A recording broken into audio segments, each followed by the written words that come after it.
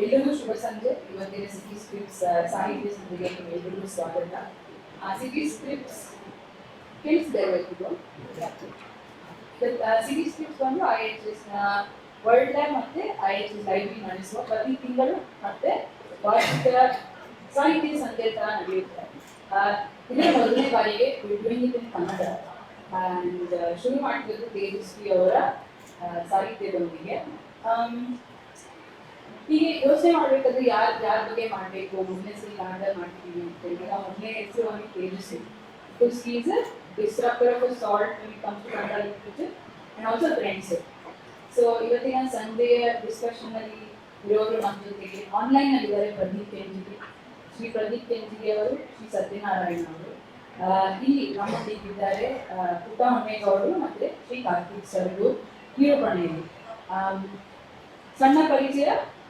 ಪ್ರದೀಪ್ ಕೆಂಜಿಗೆ ಅವರು ಪೂರ್ಣಚಂದ್ರ ತೇಜಸ್ವಿ ಅವರೊಂದಿಗೆ co-authored a couple of series, The Millennium and Dakilam series with him, and he is doing his own books as an environmentalist and works in the conservation of Western Ghats. And H.S. Satyanarayana is a Kannada professor and critic of Kannada literature. He has also authored books and very recently written a work on Tejasvi called Tejasvi Kelu Prasangagalu. Here with us, Putta Honnegaodu is one of the administrating members of Purnachandra Tejasvi Facebook page. Charana Mattu Charte, Tejasvi Kathe Odona.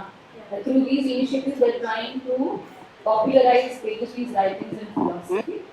And the moderators for today's session is Karthik Sargu, who is a director, a storyteller of sorts through writing, direction, documentaries. Very popular for his 70 hours of documentary in Kannada, and I hand over to them to lead the discussion today.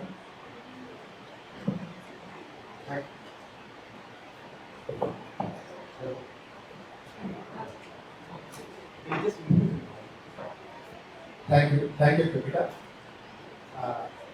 We thank IHS for this initiative. ಪೂರ್ಣಚಂದ್ರನ ಅಂಗಳದಲ್ಲಿ 2-3 ಕಾರಣಕ್ಕೋಸ್ಕರ ಈ scenario ಸಹ work ಆಗಿದೆ. ಯಾಕೆ ಅಂತ ಹೇಳಿದ್ರೆ, it is ಅ ಬೈಲಿಂಗ್ವಿಯಲ್, ಕನ್ನಡದಲ್ಲೂ ಮಾತಾಡ್ಬೋದು, ಇಂಗ್ಲೀಷ್ನಲ್ಲೂ ಮಾತಾಡ್ಬೋದು ಅಂತ ತೇಜಸ್ವಿ ಅವರೇ ಯಾವಾಗಲೂ ಹೇಳ್ತಾರೆ. ಏನಂತ ಹೇಳಿದ್ರೆ, ನನಗೆ ಇಂಗ್ಲೀಷನ್ನ ಓದಿ ಗ್ರಹಿಸ್ಕೊಂಡು ಕನ್ನಡದಲ್ಲಿ ಯಾರಾದರೂ ಮಾತಾಡ್ತಾರೆ ಅಂತ ಇದ್ರೆ ಅವ್ರ ಜೊತೆ ಸಂವಹನ ಮಾಡಲಿಕ್ಕೆ ತುಂಬ ಸುಲಭ ಆಗುತ್ತೆ. I am very comfortable with people who know both Kannada and English ಅಂತ. ಸೊ ಹಾಗಾಗಿ ಈ ಸಿಟಿ ಸ್ಕ್ರಿಪ್ಟ್ಸ್ನ ಈ edition it's a good introduction. Tejasvi, as she said, he is a disruptor of the sorts in Kannada literature. He is our rock star in Kannada literature. ಆಡು ಮುಕ್ತದ ಸೊಪ್ಪಿಲ್ಲ ತೇಜಸ್ವಿ ಅವರು ಮಾಡದಿರುವಂತಹ ಕೆಲಸ ಇಲ್ಲ. Pradeep Kenji ಅವರು ಅದು ಅವ್ರ ಬಗ್ಗೆ ತುಂಬ ಸ್ಪಷ್ಟವಾಗಿ ಆಮೇಲೆ ಹೇಳ್ತಾರೆ, ಪ್ರದೀಪ್ ಕೆಂಜಿ ಅವರು ಮತ್ತೆ ಸತ್ಯನಾರಾಯಣ ಅವರು. ಆದರೆ ನಮಗೆ ಎಲ್ಲರಿಗೂ ಕನ್ನಡದ ಮಟ್ಟಿಗೆ ಹೊಸ ಓದುಗರಿಗೆ, if you want to suggest someone to start reading Kannada ಗೊತ್ತಿದೆ, ಕನ್ನಡವನ್ನು ಓದ್ಬೋದು, ಆದರೆ ಯಾವ ಲೇಖಕರನ್ನು ಶುರು ಮಾಡಬೇಕು ಅಂತ ಯಾರಾದರೂ ಕೇಳಿದ್ರೆ best introduction to anybody be Tejasvi. For his enigmatic personality, for the adventures that he had, and the sheer ಇದನ್ನು ಜೀವನ ಪ್ರೀತಿ ಇತ್ತಲ್ಲ, to experience, Tejasvi is a very good introduction. And though I am a moderator today, I am introduced to Tejasvi through his works. To share a personal anecdote. ನಾನು ಹುಟ್ಟಿ ಬಂದಿದ್ದೆಲ್ಲ ಮೈಸೂರಿನಲ್ಲಿ. ನಾನು ಇದ್ದಿದ್ದು ಕುವೆಂಪು ಅವರ ಉದಯ ರವಿ ಮನೆ ಎದುರುಗಡೆ. And my first introduction to Tejasvi was when I was 10 years old. ಅವಾಗ I think in 1989 BA-ಗೆ Tejasvi ಅವರ Karvalo was a non debate text.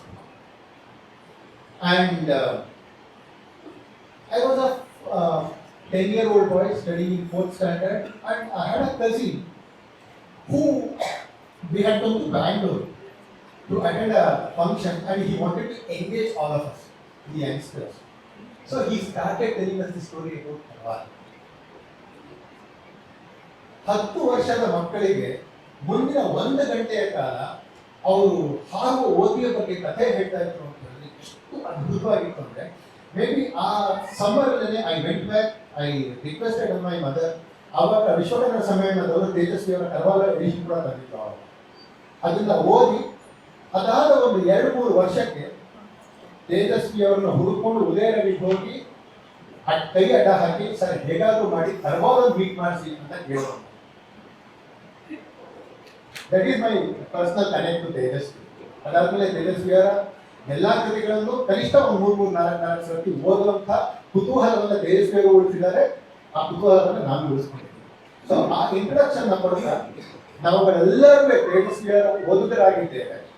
ಆದರೆ ತೇಜಸ್ವಿಯವರ ಓದುಗರಾಗಿರೋದಕ್ಕೂ ತೇಜಸ್ವಿಯವರ ಜೊತೆ ಒಡನಾಡಿ ತೇಜಸ್ವಿಯವರ ಕೃಷಿಯ ಜೊತೆಗೆ 2 ಕೃಷಿ ಮಾಡೋದು ತುಂಬಾ ಸಂಬಳಿ. So for that I wanted to invite Pradeep Kenjige ಅವರು. ನಾವು ಏನು ಅನ್ಕೊಂಡ್ವಿ ಅಂತ ಹೇಳಿದ್ರೆ, ನಾವು ಯಾವುದೇ ಒಬ್ಬ ಪ್ಯಾನಲಿಸ್ಟ್ ಇನ್ವೈಟ್ ಮಾಡಿದಾಗ I requested them to choose a particular foreword by any of Tejasvi's works. ತೇಜಸ್ವಿಯವರ ಯಾವುದಾದ್ರೂ ಮುನ್ನುಡಿಯಿಂದ ನೀವು ಶುರು ಮಾಡ್ಕೊಳ್ಳ. ಯಾಕಂತಂದ್ರೆ ಆ ಪರ್ಟಿಕ್ಯುಲರ್ ಫೋರ್ವರ್ಡ್, ಆ ಮುನ್ನುಡಿ ತೇಜಸ್ವಿಯವರ ಅಲ್ಲಿಯವರೆಗಿನ ಜೀವನದ ನಂಬಿಕೆಗಳು, ಕಲಿಕೆಗಳು ಮತ್ತೆ ಅದನ್ನು ಒಂದು ಆರ್ಟಿಸ್ಟಿಕ್ ಎಕ್ಸ್ಪ್ರೆಷನ್ ಅನ್ನ ಒಂದು ಸಾಧ್ಯತೆಯನ್ನು ತೋರಿಸ್ಕೊಡ್ತಾರೆ. ಸೊ ಹಾಗಾಗಿ ಪ್ರದೀಪ್ ಅವರ I want you to start. ನೀವು ಯಾವ ಮುನ್ನುಡಿಯನ್ನ ಓದಬೇಕು ಅಂತ ಅನ್ಕೊಂಡಿದ್ದಾರೆ, why did you choose this? ಈಗ ಹೇಳಿದ್ನಲ್ರಿ ಮೇಷ್ಟ್ರು ನಮ್ ಸತ್ಯನಾರಾಯಣ ಅವರೇ ಸ್ಟಾರ್ಟ್ ಮಾಡ್ಲಿ. ಅಲ್ಲ, ಈ ಪ್ರಸಂಗ ಏನಾದ್ರು ತೇಜಸ್ವಿ ಅವರು ಇದ್ದಿದ್ರೆ ಏನ್ ಹೇಳಿದ್ರು ಅಂತ ಹೇಳಿದ್ರೆ, ಬರೀ ಓದ್ರಿ ಪರವಾಗಿಲ್ಲ, ಓದೋದಿಕ್ಕೆ ಏನು ಒಂದು ನಾನು ಐ ರಿಕ್ವೆಸ್ಟ್ ನೀವು ಒಂದ್ಸರಿ ಹೋದ್ರೆ ಅದರಿಂದ ಮುಂದೆ ನನಗೇನಾಗಿದೆ ಅಂದ್ರೆ ನಾನು ಕ್ವಶನ್ ಪೇಪರ್ ರೆಡಿ ಮಾಡ್ಕೊಂಡು ಬಂದ್ಬಿಟ್ಟಿದ್ದೀನಿ. ನೀವು ಕರೆಕ್ಟ್ ಆಗಿ ಆನ್ಸರ್ ಮಾಡಲಿಲ್ಲ ಅಂತ ಹೇಳಿ ನಿಮ್ಗೆ ಕ್ವಶನ್ ತಪ್ಪಾಗೋದು ಅದೇ ಕಾರಣ. The choice is either of you. ಏನ್ ಹೇಳಿ ಸರ್, ಓದ್ಬೇಕಾ? ನೀವು ಓದಿದ್ರೆ ತುಂಬಾ ಚೆನ್ನಾಗಿರುತ್ತೆ. ಆಯ್ತು. ನಾನು ಆಕ್ಚುಲಿ ಹೊಸ ದಿಗಂತ ದತ್ತ ಅಂತ ಇದೆಯಲ್ಲ ಅದನ್ನ ಸೆಲೆಕ್ಟ್ ಮಾಡಿದ್ದೆ. ಆದ್ರೆ ಅದು ಎಷ್ಟೊಂದು ಈಗಾಗಲೇ ಕನ್ನಡ ಸಾಹಿತ್ಯದ ದಿಕ್ಕನ್ನ ಇಟ್ಸ್ ಕ್ವೈಟ್ ರಿಪೀಟೆಡ್ ಇದಾಗಿರೋದ್ರಿಂದ, ಅಬಚೂರಿನ ಪೋಸ್ಟ್ ಆಫೀಸಿನ ಮೊದಲ ನುಡಿಗಳು ಬೇರೆ ಯಾವ್ದಾದ್ರು ಸೆಲೆಕ್ಟ್ ಮಾಡ್ಕೊಳ್ಳೋಣ ಅನ್ಕೊಂಡಿದ್ದೆ. ಯಾಕೆಂದ್ರೆ it's so prominent and it's quoted quite often. So ಈಗ ಮಿಸ್ಸಿಂಗ್ ಲಿಂಕ್ ಇಂದು ಅದರ ಮುನ್ನುಡಿನ ನಾನು ಓದ್ತಾ ಇದ್ದೀನಿ. ಕರ್ನಾಟಕದಲ್ಲಿ ಈಗ ಸಾಕ್ಷರತಾ ಆಂದೋಲನ ಪ್ರಾರಂಭವಾಗಿದೆ. ಕನ್ನಡ ನಾಡಿನ ಅನೇಕ ಯುವಕ ಯುವತಿಯರು ಈ ಪವಿತ್ರ ಕಾರ್ಯದಲ್ಲಿ ಭಾಗಿಗಳಾಗಿದ್ದಾರೆ. ಸಾಕ್ಷರತೆ, ಅಕ್ಷರ ಕಲಿತ ಕನ್ನಡಿಗರಿಗೆ ಜಗತ್ತಿನ ಜ್ಞಾನ ಭಂಡಾರಕ್ಕೆ ತೆರೆದ ಬಾಗಿಲಾಗಬೇಕು ಎಂದರೆ ಜಗತ್ತಿನ ಜ್ಞಾನ ದಿಗಂತಗಳ ಇತ್ತೀಚಿನ ವಿಸ್ತರಣೆ ಸಹ ಓದಲು ಕನ್ನಡದಲ್ಲಿ ದೊರೆಯುವಂತಾಗಬೇಕು. ಹೀಗಾಗದೆ ಹೋದ್ರೆ ಅನಕ್ಷರತೆಗೂ ಸಾಕ್ಷರತೆಗೂ ವ್ಯತ್ಯಾಸವೇ ಇರುವುದಿಲ್ಲ. ಸಾಕ್ಷರತೆಯ ಉಪಯೋಗ ಮಾಡದ ಜನಸಮುದಾಯ ಬಹುಬೇಗ ಮತ್ತೆ ಅನಕ್ಷರತೆಗೆ ಮರಳುತ್ತಾರೆ. ಆದ್ದರಿಂದ ಸಾಕ್ಷರತೆಯ ಮುಂದಿನ ಹೆಜ್ಜೆ ನಮ್ಮ ಮುಂದಿರುವ ಅತಿ ದೊಡ್ಡ ಸವಾಲು. ಈ ಸವಾಲನ್ನು ಒಂದಲ್ಲ ಒಂದು ದಿನ ನಾವು ಎದುರಿಸಲೇಬೇಕಾಗುತ್ತದೆ ಎಂದು ನನಗೆ ಗೊತ್ತಿತ್ತು. ಜಗತ್ತಿನ ಜ್ಞಾನ ಕ್ಷೇತ್ರಗಳ ಇತ್ತೀಚಿನ ಸಾಧನೆಗಳನ್ನು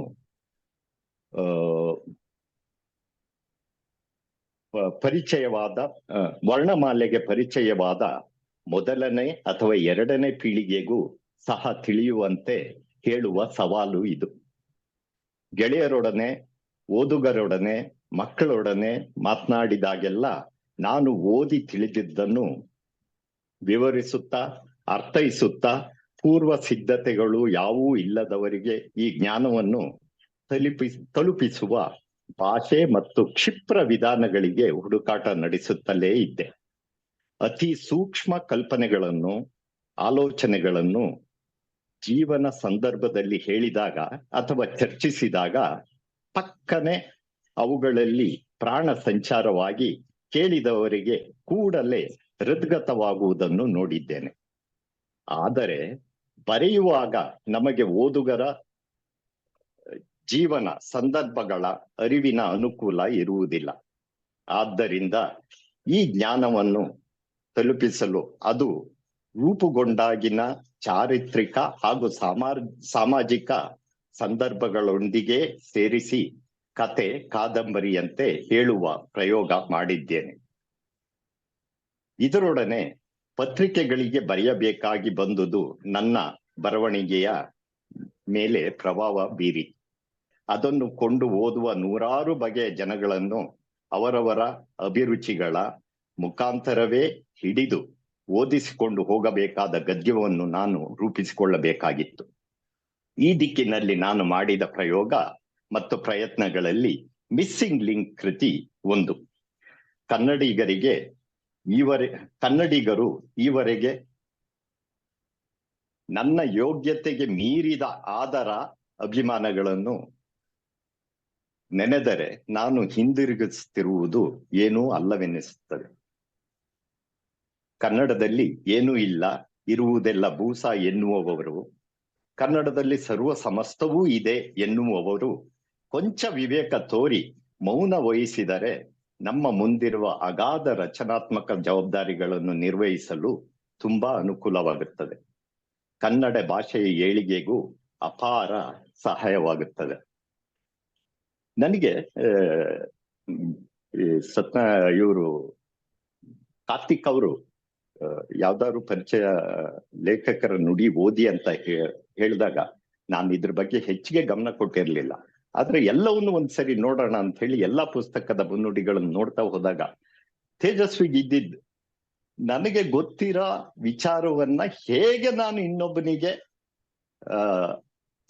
ಜನಸಾಮಾನ್ಯರಿಗೆ ಹೇಗೆ ದಾಟಿಸ್ಬೇಕು ಅನ್ನೋ ಅದೊಂದು ಕಾಳಜಿ ಇದೆಯಲ್ಲ, ಅದು ಎಲ್ಲಾ ಮುನ್ನುಡಿಗಳಲ್ಲೂ ಹೆಚ್ಚೆಚ್ಚು ಕಾಣ್ತಾ ಬಂತು. ಅದನ್ನ ನೀವು ಗಮನಿಸಿರ್ಬೋದು. ಸೊ ನನಗೆ ಇಷ್ಟಕ್ಕೆ ನಿಲ್ಲಿಸ್ಲಾ? ಸೊ ಇಲ್ಲೂ ಸಹ ಅವರು ತಗೊಂಡಿರುವಂತ ಜವಾಬ್ದಾರಿ ಇದೆಯಲ್ಲ, ಬರೀ ನನಗೆ ಗೊತ್ತಿರೋದನ್ನ ಹೇಳಬೇಕು ಅಂತಲ್ಲ, ಅದನ್ನ ಅರ್ಥವಾಗುವಾಗಿ ಹೇಳಬೇಕು, ಸ್ವಾರಸ್ಯಕರವಾಗಿ ಹೇಳಬೇಕು. ಅದಕ್ಕೆ ಓದುಗರನ್ನ ನನ್ನ ಮಟ್ಟಕ್ಕೆ ಬೆಳೆಸುವ ಅವ್ರದ್ದು ಅದೇನಿಲ್ಲ. ನಾನು ಅವರ ಮಟ್ಟಕ್ಕೆ, ಅವರ ಅಭಿರುಚಿಗೆ ತಕ್ಕಂತೆ ಇಳಿದು ಹೇಳಬೇಕು ಅನ್ನೋ ಅದೊಂದು ಕಾಳಜಿ ಇದೆಯಲ್ಲ. ನನಗಂತೂ ಈ ಮುನ್ನುಡಿಗಳನ್ನ ಓದಿದಾಗ ಮೊದಲನೇ ಟೈಮಿಗೆ ಇವ್ರಿಗೆ ಎಷ್ಟೊಂದು ಕಾಳಜಿ ಇದೆ ಕನ್ನಡದ ಜನಗಳ ಬಗ್ಗೆ, ಜನಸಾಮಾನ್ಯನ ಬಗ್ಗೆ, ಹಾಗೇನೆ ಹೊಸದಾಗಿ ಅಕ್ಷರ ಕಳೀತಾ ಇರೋ ಮೊದಲನೇ ಅಥವಾ ಎರಡನೇ ಪೀಳಿಗೆಯವ್ರ ಬಗ್ಗೆ, ಹಾಗೇನೆ ಕನ್ನಡ ಭಾಷೆಯನ್ನ ಬೆಳೆಸ್ಬೇಕು ಅನ್ನೋ ಆಸಕ್ತಿ ಬಗ್ಗೆ ಇನ್ನೊಂದ್ಸರಿ ನನಗೆ ಮನದಟ್ಟಾಯ್ತು ಅಂತ ಹೇಳ್ಬೋದು. ಒಂದು ರೀತಿಯಲ್ಲಿ ಹೇಳಿ. ನಾನು ನೀವ್ ಹೇಳಿದ್ದಕ್ಕೆ just wanted to add to it sir. ಅಂದ್ರೆ ತೇಜಸ್ವಿ ಅವರು ಹೊಸ ದಿಗಂತದತ್ತ ಹೇಳ್ಬೇಕಾದ್ರೆ ಓದುಗರಿಗೆ ಅಬಚೂರ್ನ ಪೋಸ್ಟ್ ಆಫೀಸ್ ಬಗ್ಗೆ ಹೇಳ್ತಾ ಇದ್ರು. ಅಬಚೂರ್ನ ಪೋಸ್ಟ್ ಆಫೀಸ್ ಅನ್ನೋದು ಒಂದು ಸಣ್ಣ ಕಥೆಗಳ ಸಂಕಲನ, ಶಾರ್ಟ್ ಸ್ಟೋರಿ ಕಂಪೈಲೇಷನ್, ಅದ್ರದ್ದು ಸಿನಿಮಾ ಕೂಡ ಆಗಿದೆ.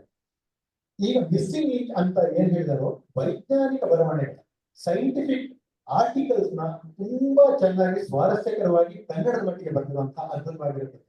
Just to add to you sir, ಇತ್ತೀಚೆಗೆ ತುಂಬಾ ದಿವಸ ಒಂದು 2 ತಿಂಗಳ ಹಿಂದೆ 6ನೇ ಕ್ಲಾಸಿನ ಮಕ್ಕಳಿಗೆ ನಾನು ಪಾಠ ಮಾಡಬೇಕಾದ್ರೆ, ಹೇಳುವಂತಹ ನವಸಾಕ್ಷರರಿಗೆ ಪಾಠ ಮಾಡಬೇಕಾದ್ರೆ, ನ್ಯೂ ಲಿಟರೇಟ್ಸ್ ಅವ್ರಿಗೆ ಪಾಠ ಮಾಡಬೇಕಾದ್ರೆ ಎವಲ್ಯೂಷನ್ ಬಗ್ಗೆ, ಹ್ಯೂಮನ್ ಎವಲ್ಯೂಷನ್ ಬಗ್ಗೆ ಮಾತಾಡ್ಬೇಕಂದ್ರೆ ತೇಜಸ್ವಿ ಅವರ ಮಿಸ್ಸಿಂಗ್ ಲಿಂಕ್ ನ ಲೂಯಿಸ್ ಲೀವಿ ಅವರ ಕಥೆಯನ್ನ ಓದಿದ್ದೆ. ಅದರಲ್ಲಿ ಹೇಗೆ ಅವ್ರೊಂದ್ ಕಡೆ ಹೇಳ್ತಾರಲ್ವಾ, ಯೂಸಿಂಗ್ ದಿ ಕ್ಯಾನಿಯನ್ಸ್, ನಿಂದ ಕೋರೆದಾಡಿಗಳನ್ನ ಮನುಷ್ಯ ಕಳ್ಕೊಂಡ ಮೇಲೆ ಏನಾಯ್ತು, ಕೋರೆದಾಡಿಗಳನ್ನ ಕಳ್ಕೊಳ್ಳುವಂತ ಕಾರಣ ಏನ್ ಬಂತು ಅಂತ ಮಾತಾಡ್ತಾರಲ್ವಾ. ಮತ್ತೆ ಎಲ್ಲದಕ್ಕಿಂತ ಅದ್ಭುತವಾಗಿ ಹೇಳ್ತದೆ ಅಂತ ಹೇಳಿದ್ರೆ, ನಮ್ಮ ಕನ್ನಡದ ಮನಸ್ಸಿಗೆ ಎಷ್ಟು ಚೆನ್ನಾಗಿ ವಿಷಯಗಳನ್ನ ಅರ್ಥ ಮಾಡಿಸ್ಬಹುದು ಅಂತ. ಜಸ್ಟ್ ಗಿವ್ ಅನ್ ಎಕ್ಸಾಂಪಲ್, ಕೀಟಗಳ ಬಗ್ಗೆ ಒಂದ್ ಕಡೆ ಹೇಳ್ತಾರೆ ತೇಜಸ್ವಿ ಅವರು. ಅವ್ರು ಹೇಳ್ತಾರೆ ಜಗತ್ತಿನಲ್ಲಿ ಎಷ್ಟು ಕೀಟಗಳಿವೆ ಅಂತ ಹೇಳಿ ಮಿಲಿಯನ್ ನಂಬರ್ಸ್, ಟ್ರಿಲಿಯನ್ ನಂಬರ್ಸ್ ಅಂತ ಹೇಳೋದ್ರ ಬಂದು ಈ ಗಿವ್ಸ್ ಅಂಡ್ ಅನಾಲಜಿ. ನೀವೇನಾದ್ರೂ ಒಂದು ನ್ಯೂಸ್ ಪೇಪರ್ ನ ಇಟ್ಕೊಂಡು ಅದಕ್ಕೆ ಒಂದು ಕಾಲದಲ್ಲಿ ಒಂದೊಂದೇ ಕೀಟನ ಪ್ರಿಂಟ್ ಮಾಡ್ಕೊಳ್ತಾ ಹೋಗ್ತಾ ಇತ್ತು ಅಂತ ಹೇಳಿದ್ರೆ ಮುಂದಿನ 5 ವರ್ಷ ಕಂಟಿನ್ಯೂಸ್ ಆಗಿ ಪ್ರಿಂಟ್ ಮಾಡಿದ್ರು ಕೂಡ ಆ ಕೀಟಗಳ ನಂಬರ್ ಮುಗಿಯೋದಿಲ್ಲ ಅನ್ನುವಂತ ಒಂದು ಅನಾಲಜಿ ಕೊಡ್ತಾರೆ. It's such a palpable analogy for a new literature. ಅದ್ರ ಜೊತೆಗೆ I wanted to extend my conversation with you Pradeep sir. Tejasvi ಅವರ ಹೇಗೆ ನವಸಾಕ್ಷರರಿಗೆ ಅಂದ್ರೆ ಸಾಕ್ಷರತೆ ಬೆಳೆಸೋದು ಒಂದು ಅಂದ್ರೆ ನಮ್ಮಲ್ಲಿ ಸಾಕ್ಷರತೆ ಅಂದ್ರೆ ಏನಾಗಿತ್ತು ಅಂತ ಹೇಳಿದ್ರೆ ಹೆಬ್ಬೆಟ್ ಹೊತ್ತವರು ಅವ್ರೇನಾದ್ರೂ ಪೆನ್ಷನ್ ತಗೋಬೇಕಾದ್ರೆ ಸೈನ್ ಮಾಡಿದ್ರೆ ಸಾಕು ಅದು ಸಾಕ್ಷರತೆ ಅಂತ ಒಂದು ಸ್ಟ್ಯಾಂಡರ್ಡ್ ನ ಸೆಟ್ ಮಾಡಿರ್ಬೇಕಾದ್ರೆ ಸಾಕ್ಷರತೆ ಅಂದ್ರೆ ಇದಷ್ಟೇ ಅಲ್ಲ, ಜಗತ್ತಿನ ಆಗು ಹೋಗುಗಳಿಗೆ ನಮ್ಮನ್ನ ತೆರೆದುಕೊಳ್ಬೇಕು ಅನ್ನುವಂತ ಒಂದು ಕಾಳಜಿಯನ್ನು ತೇಜಸ್ವಿ ವಹಿಸಿದ್ರು. ಅದಕ್ಕೆ ಅದ್ಭುತವಾಗಿ ಅಡಿಷನ್ ಅಂತ ಹೇಳಿದ್ರೆ ಮಿಲೇನಿಯಂ ಸೀರೀಸ್.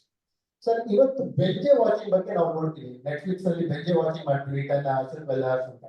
ಐಟೆಲ್ಲು ಮಿಲೇನಿಯಂ ಸೀರೀಸ್ ಬಂದಾಗ 10 ವಾಲ್ಯೂಮ್ ನ ಬೆಂಜೆ ವಾಚಿಂಗ್ ಮಾಡೋದು ನಾನು, ಬೆಂಜೆ ರೀಡಿಂಗ್ ಮಾಡೋದು ನಾನು ಹೋಗ್ತೇನೆ. ಅದರಲ್ಲೂ ಮಹಾಬಲಾಯನ 4 ಸರ್ತಿ ಓದಿದ್ದೇನೆ ಒಂದೇ ಸಿಟಿಂಗ್ ನಲ್ಲಿ. So I wanted to ask you, ನೀವು ಮಿಲೇನಿಯಂ ಸೀರೀಸ್ ನ ಮಾಡೋದಕ್ಕೆ ಶುರು ಮಾಡಿದಾಗ ಇವತ್ತು it is a internet era where everything is at finger tips. ಅವತ್ತಿನ ದಿವಸದಲ್ಲಿ ಹೇಗೆ ಸೆಕೆಂಡ್ ವರ್ಲ್ಡ್ ವಾರ್ ನ ಯಾವುದೋ ಎಸ್ಕೇಪ್ ನಿಂದ ಹಿಡಿದು ಸೌತ್ ಅಮೆರಿಕಾದಲ್ಲಿ ಇರುವಂತಹ ಯಾವುದೋ ಫಾಲ್ಸ್ ವರೆಗೆ ಎಲ್ಲ ಜಗತ್ತಿನ ಎಲ್ಲಾ ವಿಷಯಗಳನ್ನು ಕನ್ನಡಿಗರಿಗೆ ಓದಿಗೆ ತಲುಪಿಸಬೇಕು ಅನ್ನುವಂಥ ಆ ಹರಹ ಹೇಗೆ ಬಂತು? How did you start approaching millennium series? Please tell me about this. ತುಂಬಾ ಉದ್ದವಾದ ಉತ್ತರ ಕೊಡ್ಬೇಕಾಗುತ್ತೆ ಅನ್ಸುತ್ತೆ. ಟೈಮ್ ಇದೆಯಲ್ಲ? ಅದಕ್ಕೆ ಎಷ್ಟು ಮಿಲೇನಿಯಂ ಸೀರೀಸ್ ಅಷ್ಟೇ ಚೊಕ್ಕವಾಗಿ ಚಿಕ್ಕದಾಗಿ ಅಲ್ಲ, ಯಾಕೆ ಅಂದ್ರೆ ಈಗ ಹೊಸ ದಿಗಂತ ದತ್ತ ಅನ್ನೋದನ್ನೇ ನಾವು ತಗೊಂಡ್ರೆ ಅದನ್ನು ಬರೆಯೋ ಅಷ್ಟೊತ್ತಿಗೆ ತೇಜಸ್ವಿ ಅವರಿಗೆ ತಮ್ಮ ಸಾಹಿತ್ಯದ ನೆಲೆ, ದಿಕ್ಕು, ದೆಸೆ ಸಾಕಷ್ಟು ಸ್ಪಷ್ಟವಾಗಿ ಆಗೋಗ್ಬಿಟ್ಟಿತ್ತು. ಅದನ್ನ ಬರೆದ ನಂತರನೇ ಅವರು ಕರ್ವಾಲನ್ನು ಬರೆದ್ರು. ಸೊ ಅಲ್ಲಿಗೆ ಅವರು ನನಗೆ ತೇಜಸ್ವಿ ಅವರು ಪರಿಚಯ ಆಗೋ ಅಷ್ಟೊತ್ತಿಗೆ ಇದನ್ನ ಬರೆದಿದ್ರು, ಚಿದಂಬರ ರಹಸ್ಯನ. ಅದನ್ನ ಯಾಕೆ ಹೇಳ್ತಾ ಇದ್ದೀನಿ ಅಂದ್ರೆ ಅಲ್ಲಿ ಆ ಹಂತದವರೆಗೆ ಅವರು ಕನ್ನಡದ ಎಲ್ಲಾ ಸಾಹಿತ್ಯ ಕೃತಿಗಳನ್ನ ಮೋಸ್ಟ್ ಪ್ರಾಬಬಲಿ ಇಂಪಾರ್ಟೆಂಟ್ ಅಂತವನ್ನ, ಆಮೇಲೆ ಇಂಡಿಯನ್ ಫಿಲಾಸಫಿ, ಎಸ್ಥೆಟಿಕ್ಸ್ ಅದ್ರ ಬಗ್ಗೆ ಎಲ್ಲ ಓದಿ ಮುಗ್ದೋಗಿತ್ತು ಅಂತ ಕಾಣುತ್ತೆ. ಅವ್ರ ಕಪಾಟ್ನಲ್ಲಿ ಒಂದಷ್ಟು ಬುಕ್ಗಳಿದ್ದು. ಆದರೆ ಆಮೇಲೆ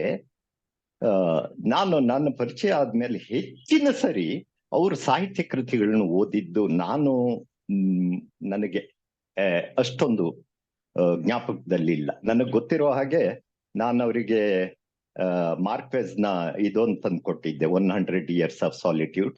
ಹಾಗೆ ಲಂಕೇಶ್ ಅವರು love in the times of cholera ತಂದು ಕೊಟ್ಟಿದ್ರು. ಅದು ಬಿಟ್ರೆ ಸಾಹಿತ್ಯ ಕೃತಿಗಳು ಅಂತ ಹೇಳಿ ಫಿಕ್ಷನ್ ನಾನು ಹೇಳ್ತಾ ಇರೋದು, ಫಿಕ್ಷನ್ ಅವ್ರು ಹೆಚ್ಚಿಗೆ ಓದ್ತಿರ್ಲಿಲ್ಲ. ನಾನು ಇನ್ನು ಉಳಿದಿದ್ದು ತಂದ್ಕೊಟ್ಟಿದ್ದು ಅಂದ್ರೆ ಅವರೇ ಕೇಳಿ ತರಿಸ್ಕೊಂತ ಇದ್ದಿದ್ದು Zen and the art of motorcycle maintenance, non fiction, ಅದು ನಿಮ್ಗೆ ಗೊತ್ತಿರೋ ಹಾಗೆ. ಹಾಗೇನೆ dancing wu li masters, physics oriented. ಆಮೇಲೆ ನೀವೊಂದು ಹಾಕಿನ್ಸ್ದು brief history of time. So ಇಂಥ ಬುಕ್ಗಳನ್ನ ನಾನ್ ಫಿಕ್ಷನ್ನೇ ಓದ್ತಾ ಇದ್ರು. ಅದ್ರ ಜೊತೆಗೆ ಅವರ ಟೇಬಲ್ ಮೇಲೆ ಯಾವಾಗ್ಲೂ ಇರ್ತಿದ್ದಂತ ಮ್ಯಾಗಝಿನ್ಗಳು ಅಂದ್ರೆ he was a great fan of ಇದು ನ್ಯಾಷನಲ್ ಜಿಯೋಗ್ರಫಿಕ್. ಅದ್ರ ಫೋಟೋಗಳ ಬಗ್ಗೆ, ಆ ಬ್ರೀಫ್ ರೈಟ್ ಅಪ್ ಗಳ ಬಗ್ಗೆ ಅವ್ರಿಗೆ ಎಷ್ಟೊಂದು ಮೋಹ ಇತ್ತು ಅಂದ್ರೆ ಅವ್ರ ಟೇಬಲ್ ಮೇಲೆ ಒಂದು 10-12 ಯಾವಾಗ್ಲೂ ಇರ್ತಿದ್ದು. ನಾನು ಬೆಂಗಳೂರಿಗೆ ಹೋದಾಗೆಲ್ಲ 10-20 ಅವಾಗ ಕಾಸ್ಟ್ಲಿ ಅದು, ಆದ್ರೂ ಓಲ್ಡ್ ಎಡಿಷನ್ಸ್ನೆಲ್ಲ ತಂದಿಟ್ಕೊಂಡಿದ್ದು. ಆಮೇಲೆ ಅವ್ರ ಹತ್ರ ಔಟ್ಡೋರ್ ಅನ್ನೋ ಒಂದು ಮ್ಯಾಗಝಿನ್ ಸತತವಾಗಿರ್ತಿತ್ತು. ಅಮೆರಿಕನ್ ಸೈಂಟಿಸ್ಟ್ ಅನ್ನೋ ಒಂದು ಮ್ಯಾಗಝಿನ್, ಅದು ಈಗಲೂ ಬರ್ತಾ ಇದೆ, ಕ್ವೈಟ್ ಫೇಮಸ್ ಇದು. ಸೊ ನಾನು ಏನ್ ಹೇಳ್ತಾ ಇದ್ದೀನಿ ಅಂದ್ರೆ ಅವರದ್ದು ಸಾಹಿತ್ಯೇತರ ಜ್ಞಾನವನ್ನ ಆದಷ್ಟು ಬೆಳೆಸ್ಕೊಂತ ಇದ್ರು. ಆ ಟೈಮಿಗೆ ನಮಗೆ ಮಿಲೇನಿಯಂ ಸೀರೀಸ್ ಫಸ್ಟಿಗೆ ನಾವು ಶುರು ಮಾಡಿದ್ದು ವಿಸ್ಮಯ ಸೀರೀಸ್ ಇಂದ. ಸೊ ಅಲ್ಲಿ ಪರಿಸರದ ಬಗ್ಗೆ ಅಂತ ಶುರು ಮಾಡ್ದು. ಆಮೇಲೆ ಅದು ಬರ್ದಾದ್ಮೇಲೆ ಸರ್ ನನಗೆ ಮುಂದೆ ಏನು ಅಂತ ಗೊತ್ತಾಗ್ತಾ ಇಲ್ಲ, ಸುಮ್ನೆ ನಾನ್ ನಿಮ್ಗೆ ಹೇಳ್ತಾ ಇರೋದು. 10 ಜನ್ಮಕ್ಕಾಗಷ್ಟು ಇದೆ ಕಣಯ್ಯ ನಮ್ ತಲೆಯಲ್ಲಿ ಬರ್ದ, ಅದನ್ನ ಈ ಜನ್ಮಕ್ ಬರ್ದು ಮುಗಿಯಕ್ ಆಗಲ್ಲ ಬಿಡು ಅಂತ. ಅಷ್ಟೊಂದು ಆ ಅಂಕಲ್ ಗೂಗಲ್ ಇಲ್ದೇ ಇರೋ ಟೈಮ್ ನಲ್ಲಿ ಅಷ್ಟೊಂದು ವಿಷಯ ಅವರ ತಲೆಯಲ್ಲಿ ಇರ್ತಿತ್ತು.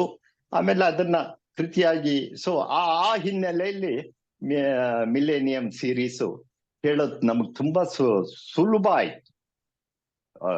ಯಾವ ವಿಚಾರ ತಗೊಂಡ್ರು ಅಲ್ಲಿ ಅದಕ್ಕೆ ಬೇಕಾದಂತ ಸಾಮಗ್ರಿಗಳು ಹೆಚ್ಚು ಕಡಿಮೆ ಅವ್ರ ಮನೇಲಿ ಇರ್ತಿದ್ದು. ಇಲ್ಲದೆ ಇದ್ರೆ ಬೆಂಗಳೂರಿಗೆ ಹೋಗಿ ಒಂದಷ್ಟು ಬುಕ್ಗಳು ತಗೊಂಬಂದು, ಫಾರ್ ಎಕ್ಸಾಂಪಲ್ ಇದಿದೆಯಲ್ಲ ಬರ್ಮುಡಾ ಟ್ರ್ಯಾಂಗಲ್, 1-2-3 ಬುಕ್ ತಂದು ಅದಕ್ಕೆ ಬರೆಯೋದು ಸುಲಭ ಆಯ್ತು ಅಂತ ಹೇಳಕ್ ಇಷ್ಟಪಡ್ತಿದ್ದೀನಿ.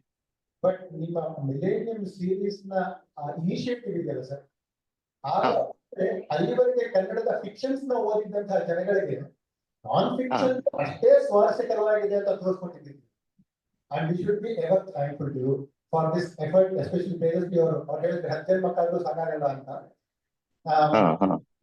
ಕನ್ನಡದ ಮಟ್ಟಿಗೆ ಆತರ ನಾನ್ ಫಿಕ್ಷನ್ ಅನ್ನೋ ಲೆವೆಲ್ ನಲ್ಲಿ ನ್ಯಾಷನಲ್ ಜಿಯೋಗ್ರಫಿಕ್ ನ ಸ್ಟ್ಯಾಂಡರ್ಡ್ ನ ಕನ್ನಡದ ಲೆವೆಲ್ ಅಲ್ಲಿ ಮೇಂಟೈನ್ ಮಾಡಿರುವಂತದ್ದು ಯಾವ್ದಾದ್ರು ಒಂದು ಪುಸ್ತಕ ಸೀರೀಸ್ ಅಂತ ಹೇಳಿದ್ರೆ ಅದು ಮಿಲೇನಿಯಂ ಸೀರೀಸ್ ಅಂದ್ರೆ ಯಾವ್ದು ಅತಿಶಯೋಕ್ತಿ ಅಲ್ಲ.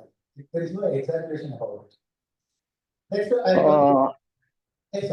ಇದು ಅವ್ರಿಗೆ ಇಂಟ್ರೆಸ್ಟ್ ಆಗಿ ಹೇಳೋದಿದೆಯಲ್ಲ, ಅದು ಹೆಚ್ಚು readers digest, another one of his favourite magazines. Readers digest ನೀವು ಯಾವ ಪೇಜ್ ಬೇಕಾದ್ರೂ ತೆಗೀರಿ, ಅದೆಷ್ಟು ಆಕರ್ಷಕವಾಗಿ ಫ್ಯಾಕ್ಟ್ಸ್ ಅನ್ನ ಎಷ್ಟು ಆಕರ್ಷಕವಾಗಿ ಹೇಳಿರ್ತಾರೆ ನೋಡಿ. ಅನ್ಫಾರ್ಚುನೇಟ್ಲಿ ಈಗ ಸ್ಟಾಪ್ ಆಯ್ತು ಅಂತ ಕಾಣುತ್ತದು. ಅದನ್ನು ನಾವೆಲ್ಲ ಓದ್ತಾ ಇದ್ವು. ಆ ಬುಕ್ ಸೆಕ್ಷನ್ ಅಂತ ಸುಮ್ನೆ ಆಫ್ ದ ರೆಕಾರ್ಡ್ ಸುಮ್ನೆ ಹೇಳ್ತಾ ಇದ್ದೀನಿ. ಅದರಲ್ಲಿ ಒಂದು ಈ ವಜ್ರದ ವ್ಯಾಪಾರಿ ಒಂದು ವಜ್ರಕ್ಕೆ ಬೆಲೆ ಕಟ್ಟೋದ್ರ ಬಗ್ಗೆ ಒಂದು ವೆರಿ ಇಂಟ್ರೆಸ್ಟಿಂಗ್ ಆರ್ಟಿಕಲ್ ಇತ್ತು. ನನ್ನ ಸಸ್ಪಿಷನ್ ಏನಪ್ಪ ಅಂದ್ರೆ, ಜುಗಾರಿ ಕ್ರಾಸಿಗೆ ಸಮ್ವೇರ್ ಜುಗಾರಿ ಕ್ರಾಸಿಗೆ ಅವ್ರಿಗೆ ಅದ್ರಲ್ಲಿ ಎಲ್ಲೋ ಒಂದು ಎಳೆ. ಸರ್ ನೀವು ಹೇಳಿದ ಹಾಗೇನೆ ಬಹುಶಃ ರೀಡರ್ಸ್ ಡೈಜೆಸ್ಟ್ ಕಂಡೆನ್ಸ್ಡ್ ಎಡಿಷನ್ ಇರಬೇಕು. ತೇಜಸ್ವಿ ಅವರು ತುಂಬಾ ಇಷ್ಟಪಡ್ತಾ ಇತ್ತು ಆ ಬುಕ್ ಸೆಕ್ಷನ್ ನ ಎಲ್ಲಾ ಕಂಡೆನ್ಸ್ಡ್ ಎಡಿಷನ್ಸ್ ತಗೊಂಡ್ಬಂದು ಮಾಡ್ತಾ ಇದ್ದಿದ್ದು. ಇನ್ಫ್ಯಾಕ್ಟ್ ತೇಜಸ್ವಿ ಅವರಿಂದ ಇನ್ಸ್ಪೈರ್ ಆಗಿ ನಾವು ಜೇನುನೊಣಗಳ ಬಗ್ಗೆ ಒಂದು ಪುಸ್ತಕ ಇತ್ತು. ನಾನು ತೇಜಸ್ವಿ ಅವರ ಗುಂಪಲ್ಲೇ ನಾನು ಜೇನುನೊಣಗಳ ಪುಸ್ತಕನ ಕನ್ನಡ ಟ್ರಾನ್ಸ್ಲೇಟ್ ಮಾಡ್ಬೇಕು ಅಂತ ಟ್ರೈ ಮಾಡಿದ್ವಿ. It's all influence of Tejasvi ಅವರ ಓದಿದ್ದ.